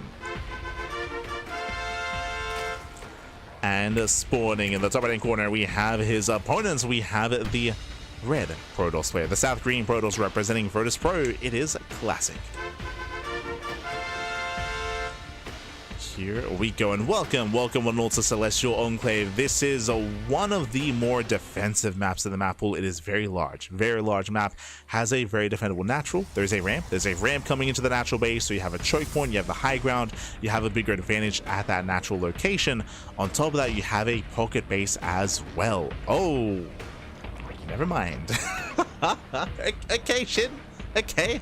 Let's go. Let's spice things up, baby. We rush into the pocket base, going for the technically proxy inside the expansion, and Classic is not aware. Classic has no idea. Oh boy. So we're not even going for the hatch block, as that would typically be here on the left-hand side. So Classic has no idea. If Classic has no reaction to K-Scouts. Phew, Classic does move down. He spots the expansion. He's aware of the hatchery, and we do need to react here. We should be getting a Zealot first. We should be rolling off. Show us what you got. Going for the Forge. Okay, Cannon Rush. So I say Cannon Rush. He's going for cannons defensively. This does make sense early on. The reasoning for this is because the Protoss production is very limited early on, especially pre-Warp Gate. So you have very limited production. Cannons and site defense excels this early on, if you're up against an all-in. So we have a full wall here at the natural. Zelda's being chronoed. Second Zelda's on the way. And Shin did go Hatch Gas Pool, going for the Roach Warren. Pool is done. Roach Warren's on the way. He's going for the Roach Rush. But I'll be honest, I think this base goes down. I think maybe the Larva survives. But if this one unscouted, different story. But here comes a cannon. Cannon's on the low ground. That'll add DPS. The hope is maybe Shin is able to get a creep tumor down and save the larva to be able to morph in roaches into the base. Into the main. We'll see. Yeah, the roach one's going to be done. The queen does pop. Hatchery's down to half HP. Here come the roaches. Roaches are on the way. Up. As the probe is trying to lock down the queen. Let's go. The body blocking pattern. Yeah, roaches, they will pop out. They will focus down the Zelda at least. They will maintain the hatchery. And can he save the expansion? Can he save it? Zelda goes down. Ooh, slaps the queen. No injection. Yeah, no tumor either. Roaches are welling in. The boys are being pulled. A lot of probes will fall, but they lock down the roaches. They cannot kite away. Yeah, they can no longer kite. We got two Ravagers morphing in. Nice belly blocking here out of Shin. The hatchery goes down. And Shin is droning, by the way. Shin, he's droning up behind this. Very nice body blocking. Wilds. Oh no! Force friendly fire. Yeah, a bit of friendly fire and Classic does hold. Now, what kind of damage was done here? So, Shin, he gets 9 probe kills. He kills 9 workers. He killed a zealot. He forced out a forge. He forced out cannons. He delays Warp Gate. He delays the Stargate as well. A lot of tech is late. A lot of tech is delayed here, and the economy is lackluster. So this may not have killed Classic, but it has dealt a lot of damage. Behind this, Shin is droning.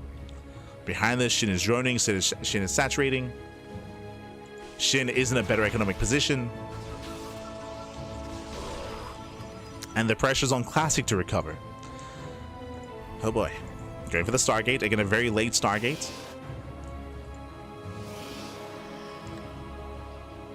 So late Stargate, late Oracles. This does mean that Shin can expand, can drone heavily here as well.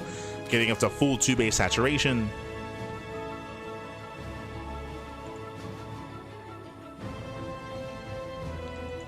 A lot of this will come down to how much damage can Classic get done with the Oracle and with the Adepts, right? Because there is going to be a counterattack. There's going to be a counterattack, and that is going to be Classic's opportunity to recover. So we're kind of waiting for that moment.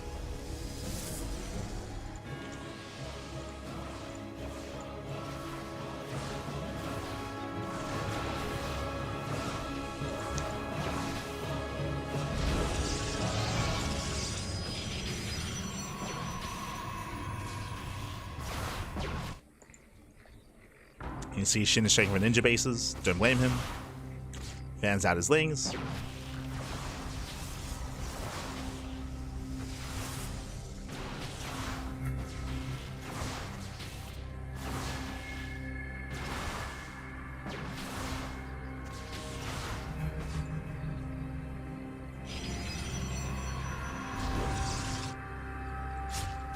Oh. As the Spore is a little bit delayed, so getting 1, 2 drone kills at the third base. Does not quite get that. Does get the larva as well. Okay. 3 drones. Picks off 3 workers. That is okay damage from Shin. Getting his Twilight Council. And we should be going for that blink timing. Again, it's a really quirky start and really uncomfortable start. All the timings are off because of the opener, because of the proxy. So it's a really hard kind of game state to read. Shouldn't get the queen. A little bit ambitious from Classic. A little bit too ambitious.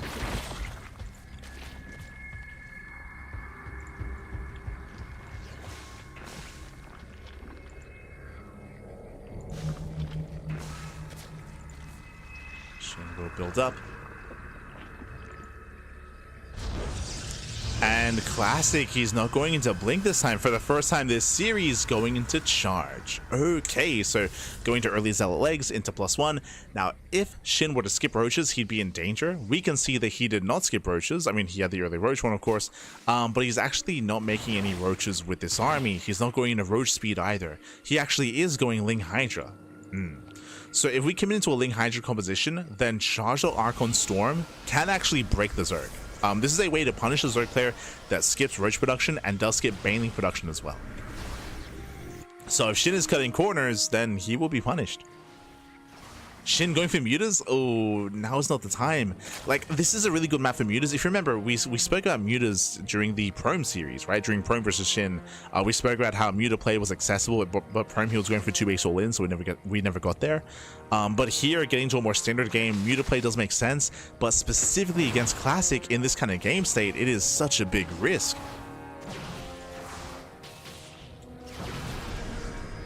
That's a bold move, Pappy, bold move. It all comes down to this timing. Here come the Archons. We should be waiting for another warping of Zealots. And soon Classic is just going to send it across the map.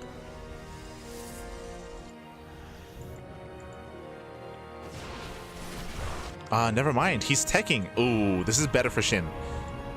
Bay. We have the Bay on the way. Even though Classic rushed into charge, he's not pushing. He's going for a drop. But if he doesn't commit to a timing, then that means that Shin gets away with mutas. Another Prism! Yeah, the Prism takes a lot of hits, the Archons are exposed, and Classic, oh my god, barely gets out. But that charge timing, he's not hitting it. Spire is done, +1 air attack is on the way. Charge is revealed. Shin, now he knows that there's no blink. He's worth like a blink. Archons did race back home. Okay, better fight for Classic. But we need more Zealots. Oh my god. And more Zealots come in. The Oracles are going to be focused down. But as you can see here, Shin's army crumbles. I was a little bit concerned that Classic wasn't committing to a fight. But Shin brought the fight to Classic. So Classic is just overrunning. He's overrunning Shin. We need another warp in though. As the Prism does get sniped. Massive snipe here. Prism goes down. Warping is denied. And Shin, he will hold. Whew, he will barely hold on.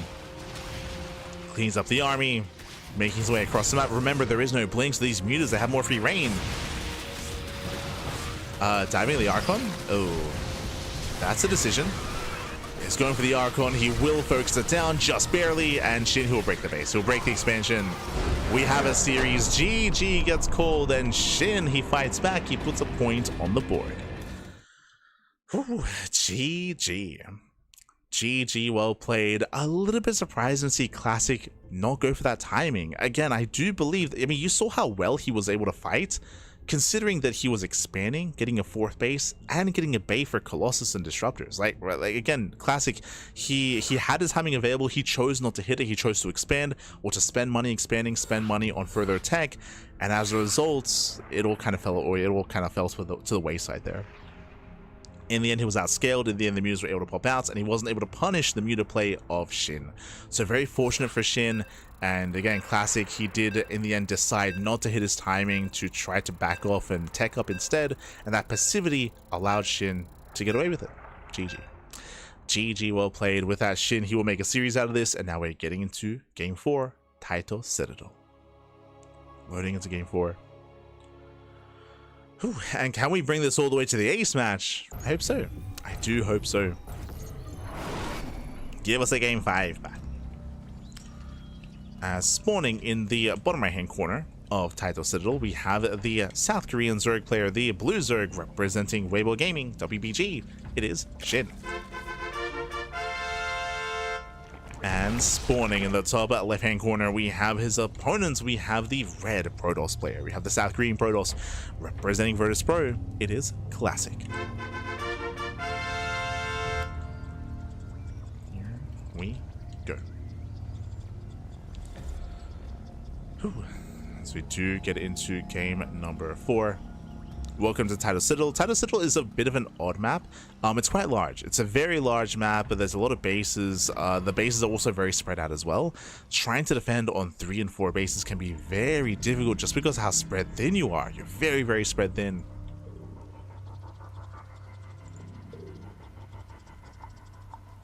So trying to be defensive can be difficult. Once again, we're going to be favoring some aggressive play here.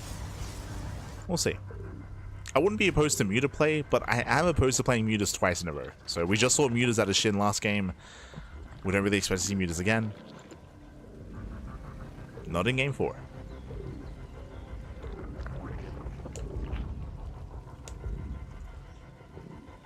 Now we're calming down.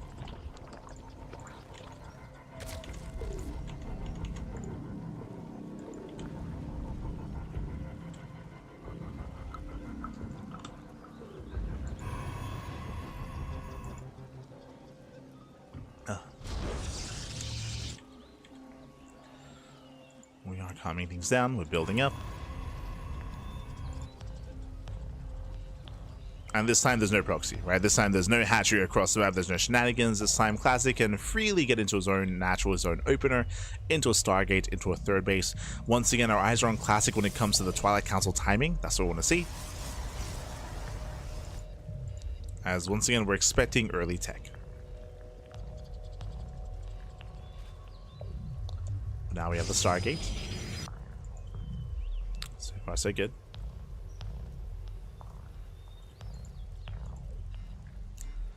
When it comes to the features of the map, we do have a bit of an open linear third base here. We do have a ramp in between the bases. This is a little bit more accessible, so this does allow the aggressing player to rotate between the third, the natural, and the fourth base. So there are more attack angles and attack paths. I would say the most important thing about Tidal Citadel is just map awareness and map control. Just because the map is so large and it takes so long to rotate back and forth between the bases, it's more important to be aware of your opponent's army. It is important. As we have seen, some of the top players struggle to actually keep up with army rotations. We see that from herO, from Maru. Can be difficult.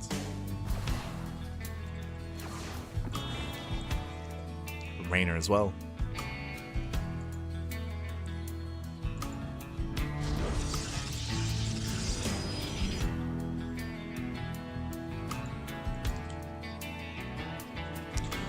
Otherwise, Classic is claiming his third, and after the third base, we'll keep an eye on the timing of the Twilight Council.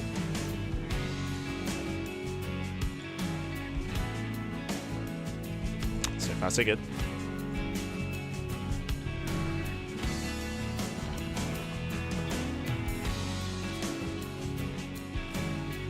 Likewise, Shinny pulls out a gas. Does go for a much earlier Evo Chamber. Okay. So early Evo Chamber is indicative of +1 melee, is indicative of Ling Hydra. Meanwhile, early Twilight Council. So we have our early tech. So +1 melee, Ling Hydra out of Shin. Meanwhile, early Twilight Council, this looks like either early Blink or early Glaives. Now, we've yet to see early Glaives this entire broadcast, but I do still want to keep it in the back of our minds just in case.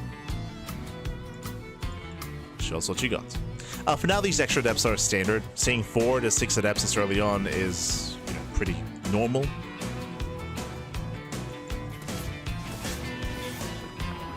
As we poke in. Oh.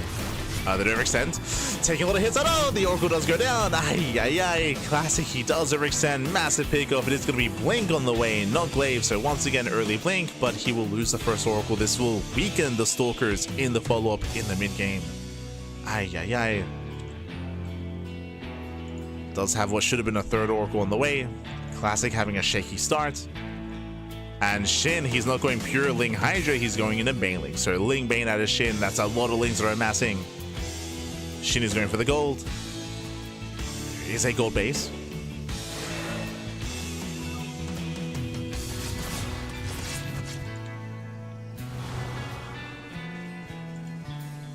And remember, the purpose of this Blink timing is meant to break the fourth base of the Zerg, but I don't know if Classic's gonna have the opportunity to. Don't think he will. Shin collapsing the Adepts. Does force them back. We have 20 more Lings in production. And Shin did delay his lair, so delayed lair in favor of the Mass Ling Bane. Lings, they do break through the Stalker at least, but just the Stalker. Link is almost done. Fun fact, I don't see a Forge. But we are taking gases. The gases tell us that Classic intends to take up. With the Robo on the way, it looks like Stalker into Colossus. Seems to be the case, but again, very late Forge, very late upgrades. And Lings, they want to get this around. Okay. They threaten this around, but they force it back off. More Lings are on the way. Gold base is getting saturated. And even though Shin isn't really finding too much damage with these Lings, he's at least keeping Classic busy while he saturates the gold. So Shin has a boosted economy. And he's headed towards his Hydras. He's headed towards Ling Bane Hydra.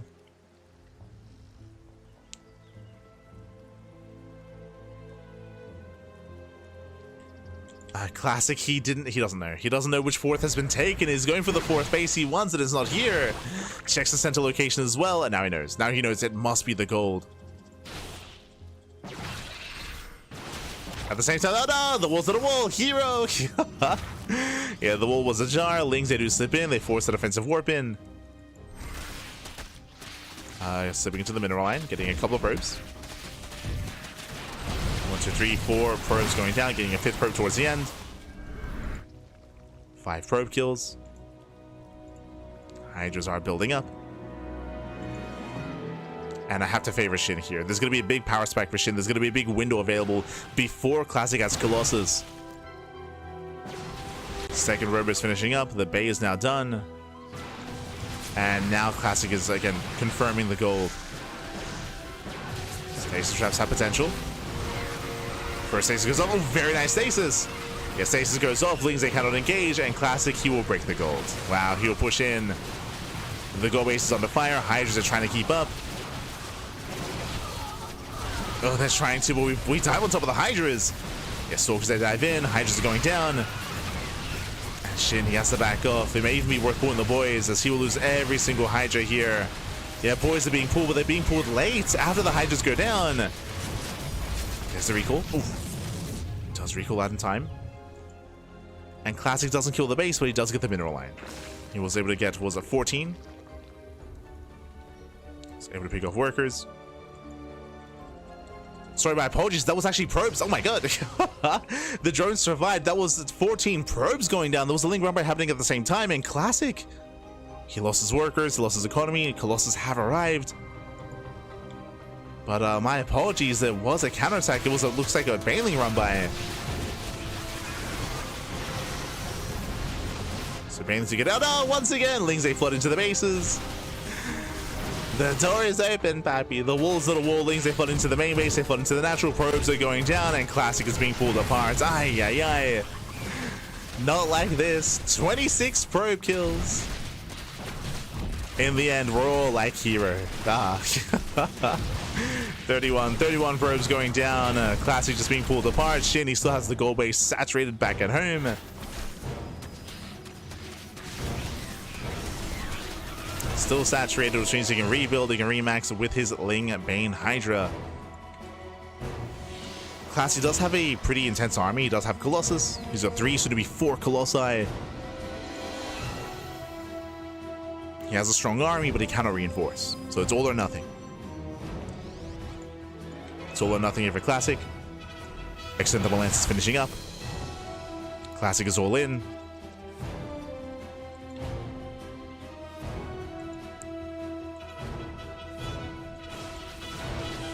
As things, they will hit the bases once again.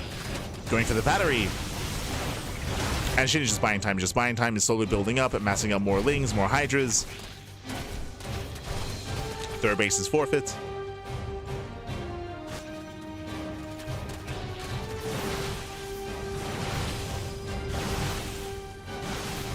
Now there are a lot of sentries, a lot of force fields. True. A lot of force fields available. Classic can take this fight. Locks down the Ling Bane. Force fields behind the army as well. Ooh, the prism goes down, and there's still a lot more Ling Bane where that came from.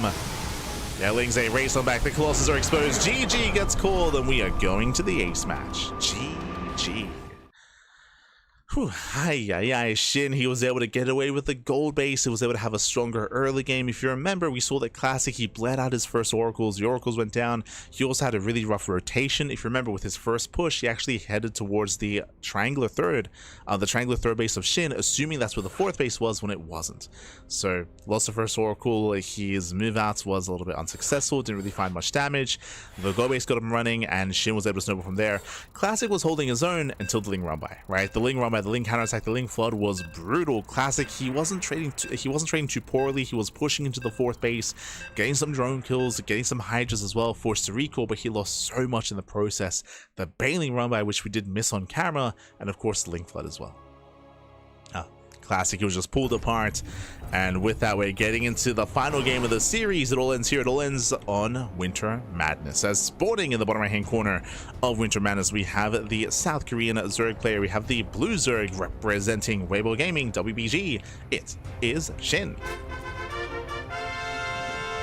And spawning in the top left hand corner, we have his opponent. We have the red Protoss player. We have the South Korean Protoss representing Virtus Pro. It is Classic. We made it. We made it to the ace match. That's all we wanted here. At least that's all what I wanted. Regardless of how this goes in favor of Classic, in favor of Shin, I just wanted a game 5. Let's go. I can go to bed happy. Let's go, Bible. Let's go. So we made it to the ace match here. We made it to Winter Madness. Winter Madness is the most defensive map in the map. Well, one of the most defensive. Like, you can make an argument for Celestial Enclave, I suppose. True. You can make an argument for it, but here we have a much more secure and much more established third and fourth expansion. I would say that this is the map where it is easier for the Protoss player to get a third and fourth base, to build up on 4 bases, to get into Blink, to get into Storm, to get into Sky Toss. If Classic wanted to play more tech heavy, that is an option here on Winter Madness. It is an option. We'll see if he goes for it. Is this a replay? No, this is live. Shout out to the bots. The bot did respond, did react, letting you know that this is a live stream, of course. If there is ever a replay cast, then it is in the title, and it is not in the title here. Not in the title of the stream.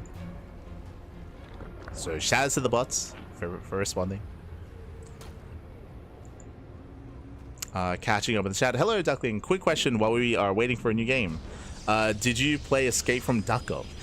Unfortunately, I have seen it. I guess it's a parody on Escape from Tarkov, I guess. It looks amazing. It looks beautiful. Ducks are involved, of course. But we don't really have time to play other games. I would love to. I'd love to try it out, but I'm sure, as you're aware, we do a lot of casting here, a lot of editing, a lot of VODs. So unfortunately, have not tried it out. But if you have, let us know. Let us know. Quack, puppy, quack. I never really got into Escape from Tarkov. I never really got into it. A lot of the other Aussie SC2 players did, like Seether especially, like Seether, and all the adjacent players I'm sure did play alongside him as well. Like, I'm thinking of Rise, I'm thinking of Azure, I'm thinking of Pez, I'm thinking of Hut. The other Aussie players. But Seether was big on Tarkov. Big on Tarkov. To the point we memed about it all the time whenever we casted him.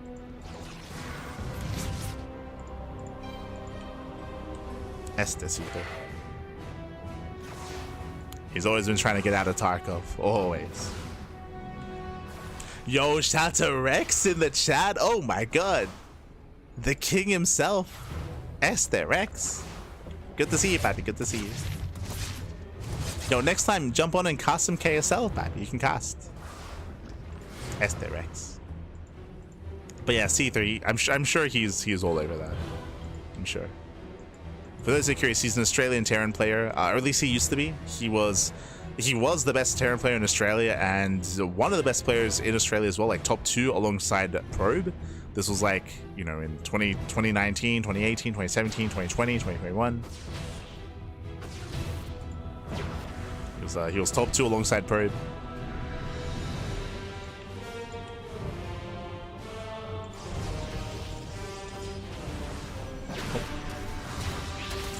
Yeah, Shin, he does attempt to save his Overlord, but alas won't be able to. The Overlord will go down. A Classic getting his third base up and running and getting into his own oracles.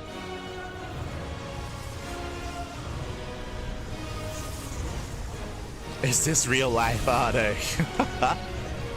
Yes. We're watching the battle between the alien races of Zerg and Protoss. It's real, Pappy. Oh no. In the stream, oh, okay, it's all good, it's all good. It's all good.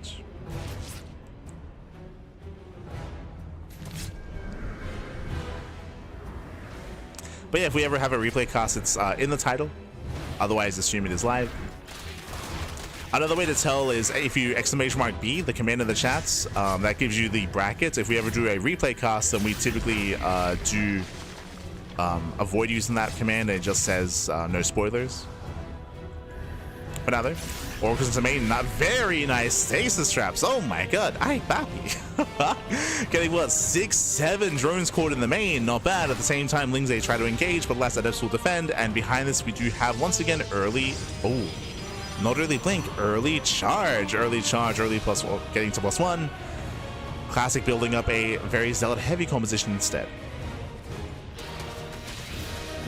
Now, if you recall, we did see Classic attempt this previously on Celestial Enclave.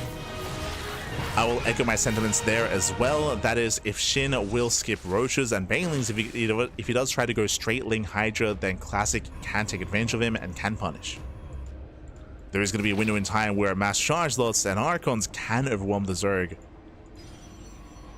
So we'll see if Classic goes for the timing. We did criticize Classic for missing that timing on Celestial, because instead he threw down a Bay, he expanded, and he did miss the opportunity, and instead he was pulled apart by the Mutas, by the Ling Hydra. For now though, Classic is being active. He moves out. As he moves out, Lings move in.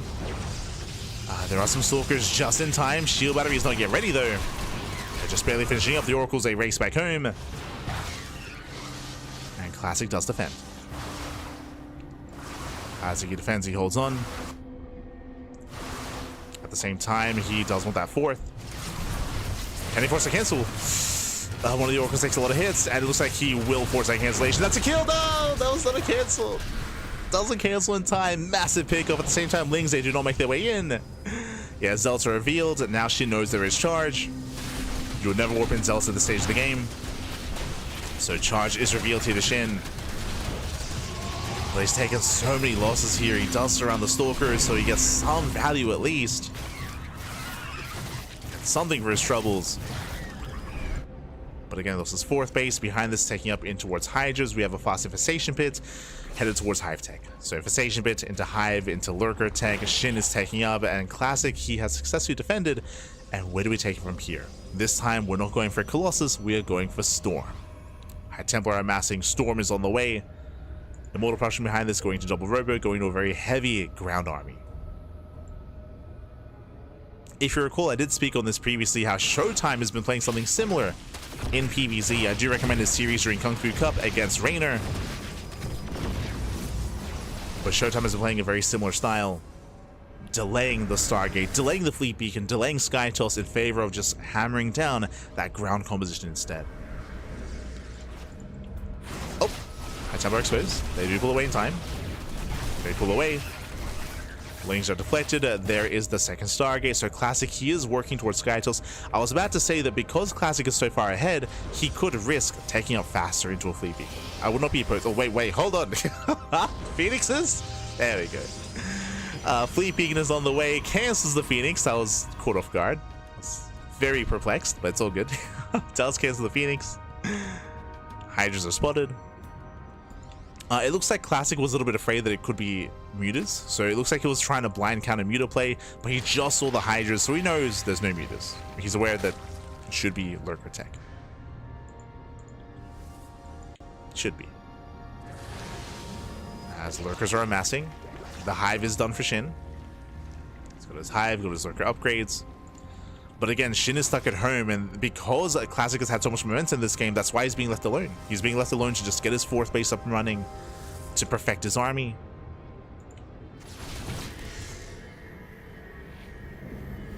Now, technically, there should be a window in time where Shin has Lurkers before there is Sky Toss. That is true, but what's important is that Classic didn't neglect his ground army. We spoke about it. We were praising Classic about him going for their second Robo and focusing on High Templar, on Storm, on Archons, on Immortals before rushing into Sky Toss. So Classic has a pretty powerful standing army already. He's not being too greedy. He's being very tentative, actually. As you can see, he already has a fleet beacon. He's going Mothership first. He's not rushing into Tempest or Carriers. Not too soon. He's being careful. Whereas herO would have already had Skytoss on the way by now. Meanwhile, Shin, he rotates over towards the natural. We do see Classic out of position. Yeah, Classic is out of position. Lurkers are going to be wedging themselves in. They wedge themselves in. They do burrow. Classic is late to respond, and Classic is going to be on the low ground. Oh, good. Yeah, awkward rotation. Lurkers are pushing in, and Shin could just end the game here. It could end the game, gets a full surround. Surround some of the Immortals. Storms on the Hydras, but again, Classic is locked out of his own house. Oh no, he's pushing into his own natural, and High Templar going down, and brutal pickoffs. He'll lose almost every High Templar, but Classic holds. Classic cleans up all the Lurkers, did take some brutal losses though in the process. That was 5 Templar being thrown away. And now he has no Storm. Just the one. He's got the one Storm, he has the one High Templar. So a shaky defense here from Classic, very messy. Very messy, but he holds. Does hold, does survive. Shin joining up to 91. Getting to Aspire, getting ready for Skytoss. And again, if Classic was able to retain those 5 High Templar, he could counterattack, but now he has to rebuild, he has to wait for energy. Tempest production has begun. And both players are licking their wounds. Backing off, they're licking their wounds. More links building up.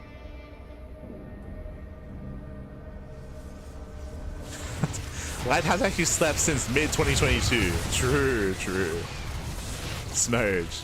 Meanwhile, the ward's not a wall. Links, they flood into the main base and the natural. Thankfully, there are some defensive cannons. He gets into the main. He could even delay +3. Yeah, pylon goes down. Artosis pylon at that. Forge is depowered. Uh-oh. Lurkers are getting caught. Classic is moving in. Again, Classic does have a terrifying army. He has 4 High Templar. Okay, only 4. Gonna have at least 4 Storms. We're gonna count them. As this time the wall is solid. Classic, he defends back at home. And Shin, as time goes on, is building up his Corruptor count. He's gonna have some anti-air.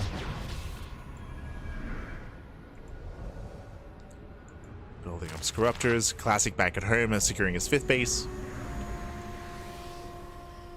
As both armies are maxing.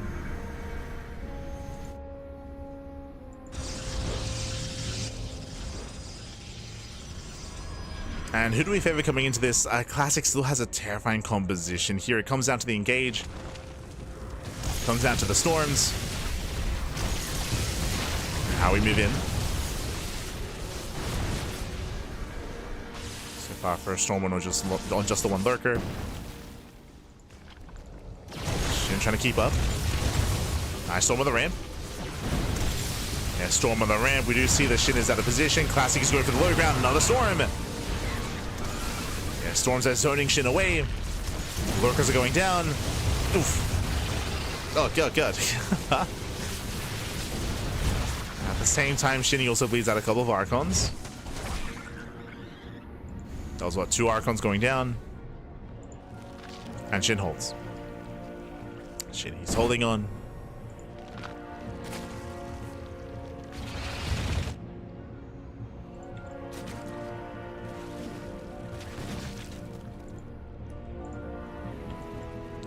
Tempest, where are we going? Calm down, baby, calm down. Jesus. Be careful, Classic. Celeron might attempt to distract. We've built up to how many? Up to 6 Tempest. Nice revelation here on the Lurkers. There's Cloak. And with that revelation, Tempest, they should just be able to pick away at the Lurkers. They shouldn't, they do. Nice feedbacks. Very nice feedbacks. There we go. 3 Lurkers go down. There's a handful left. Corruption is trying to collapse in. Cloak runs out, going for the dive. He gets one. Takes down the mothership, and there are only 3 Archons on the ground. Sorry, 4. Okay, getting up to 4. Decent pickoffs here out of Classic. Still retains the army. But we do need another revelation.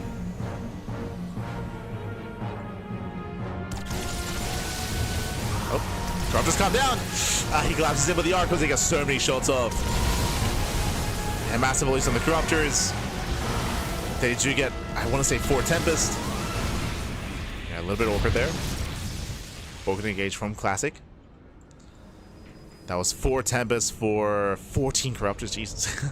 But again, the Archon count is low. Without many Archons, you can go for the dive. So we're going to build up those Archons. Shin going for the counterattack. Ooh, Corruptors getting caught. The Corruptors, you can see how low they are. They're deep in the red.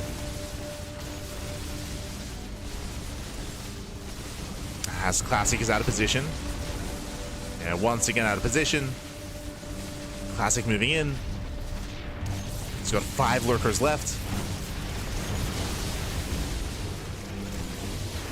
Down to 5 lurkers. Nice catch on the reinforcing Tempest. Gets, oh, it doesn't get 1. Doesn't get them. Down to 2 Corruptors. Oh god. Yeah, very low Corruptor count, and we do see Classic try to chase this down. At the same time, we do have a link counterattack. Oh, rallying into the army, and GG gets called. Too many losses. Shin will lose everything, and Classic will take the series 3-2, becoming this week's KSL champion. GG. GG, well played, Shin. He had no bank, he had no money. He did just lose a mineral line in the process. As he was attacking, he lost 20 drones across the map, and even though he was able to outposition and take down a base, he could never fight head on. Remember, he lost all the Corruptors. He lost all of his Corruptors. He had no anti-air. The Tempests were getting free damage on the army, and in the end, Shin lost everything. GG. GG, well played. Still a very intense and a very chaotic late game there. Very back and forth. We did see that at times that Shin was punishing Classic with his lurkers. At other times, the Tempests were getting free damage off on lurkers as well. So it did have a bit of a back and forth. A very messy, very chaotic. We did see a couple of times. It was really cool to see Shin outposition Classic twice this game, where he was able to slip past the army, get up a ramp, and force a worse fight at a Classic. But the economy just wasn't there. Just wasn't there for Shin. GG. GG, well played. With that Classic does claim the series and is going to be our champion. Congratulations to the Classic, but a shout out to Shin because he had a very chaotic series, and honestly, he barely made it here. Let's catch up on the bracket. Let's catch on up. If you missed out on some of the previous games, I do highly recommend the VODs. From the top, we were following Shin from the beginning. We knew, Pat. We knew. We did begin the broadcast with Shin versus Prome. Shin versus Prome was a very exciting, very fun series. We had ByuN versus Shin. Honestly, that could have been ByuN. That could have been ByuN in the semifinals. Like, that was a very close, a very intense series as well. ByuN, if you remember, was hyper aggressive, going for 8 racks after 8 racks, going for basically a 3-base all-in, staying with Marine Tank, being hyper aggressive and barely not breaking Shin. Was very low eco, very low base counts. Shin barely survived, got into lurkers, and was able to snowball from there. We had Shin versus herO, which was also very aggressive and very chaotic. I'm still thinking about Tourmaline. I'm still thinking about the game where herO had the advantage, had momentum, and then in the face of an all-in, he teched up into Sky Toss. it was crazy.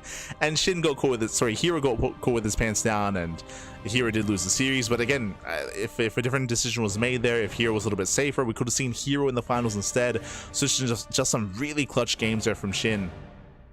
In the end, it led into Classic versus Shin in the finals, and even here went all the way to the ace match. So a lot of ace matches, a lot of game 3 and game 5s, and in the end, GG. In the end, GG, well played. Congratulations to Classic for becoming our champion. But a shout out to Shin. Performed well.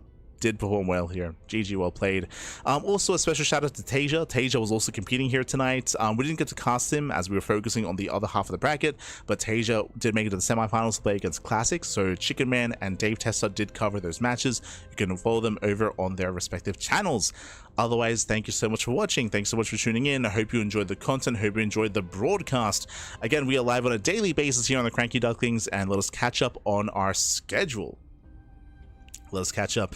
As you can see here, we're live every single day. This is our weekly schedule here on my right, or here on my side. We are live every single day of the week, and sometimes live multiple times as well. We cast more StarCraft than anyone else out there, more StarCraft than Steadfast, more StarCraft than Wardy, more than anyone else out there. Now, we are taking a little bit of a break. I say break. We have a leaner schedule than usual. Usually we cast twice a day every day, for like the past 5 years. Twice a day every day. Here you can see we have like one cast a day at least, and we have like a couple of two-day casts here every now and then, like Thursday and Saturday. Thursday and Saturday we do have 2 casts those days, but otherwise a bit of a leaner schedule, which I'm more than happy about coming into December. You know, it's nice to get some sleep every now and then.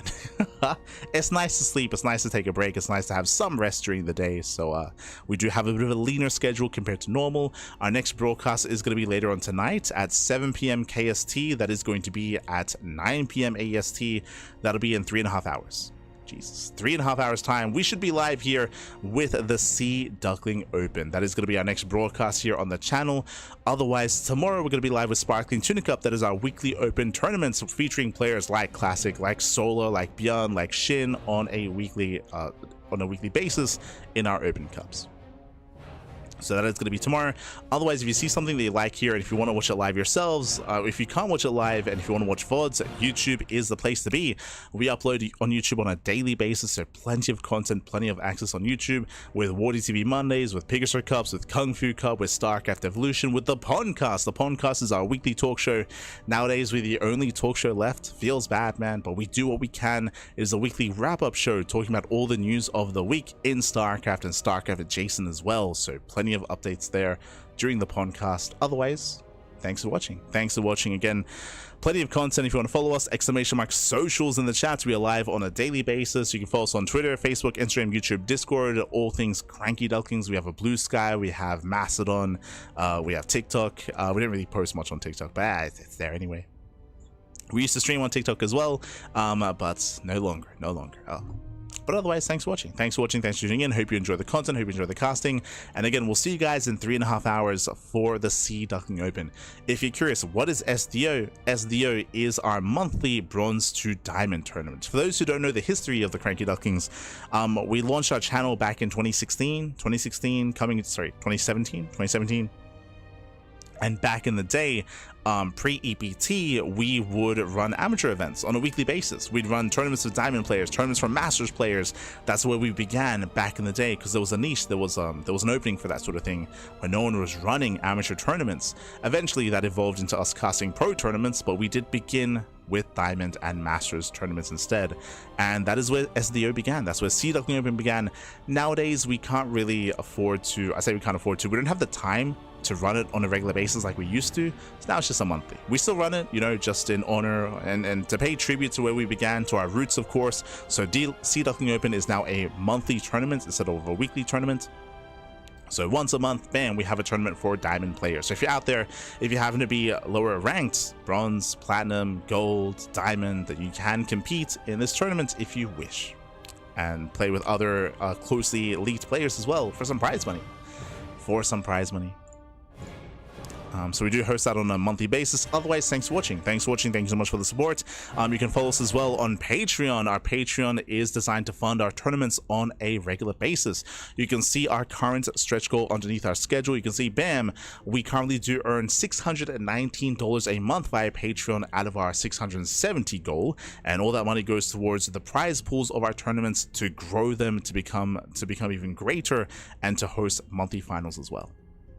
So if you want to support our tournaments, if you want to support the scene and support the players, you can do so via Patreon. Otherwise, thanks for watching. Thank you so much for the support. I do apologize for slurring my words a little bit here towards the end.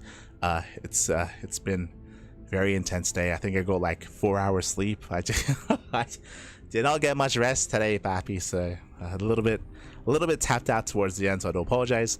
And also on top of that, I'm going to get ready for the next cast in a couple of hours. I won't be casting, but I will be adminning.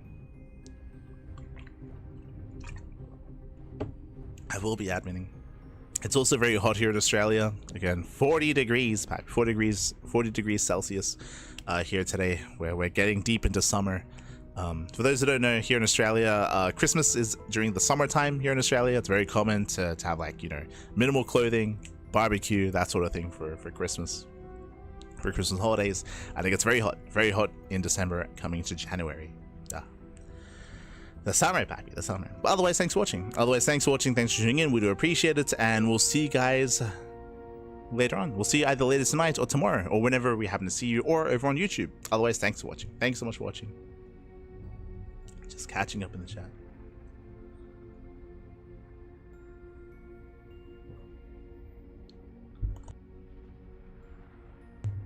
Yeah. Extreme, yes, extreme heat, pappy. Yeah.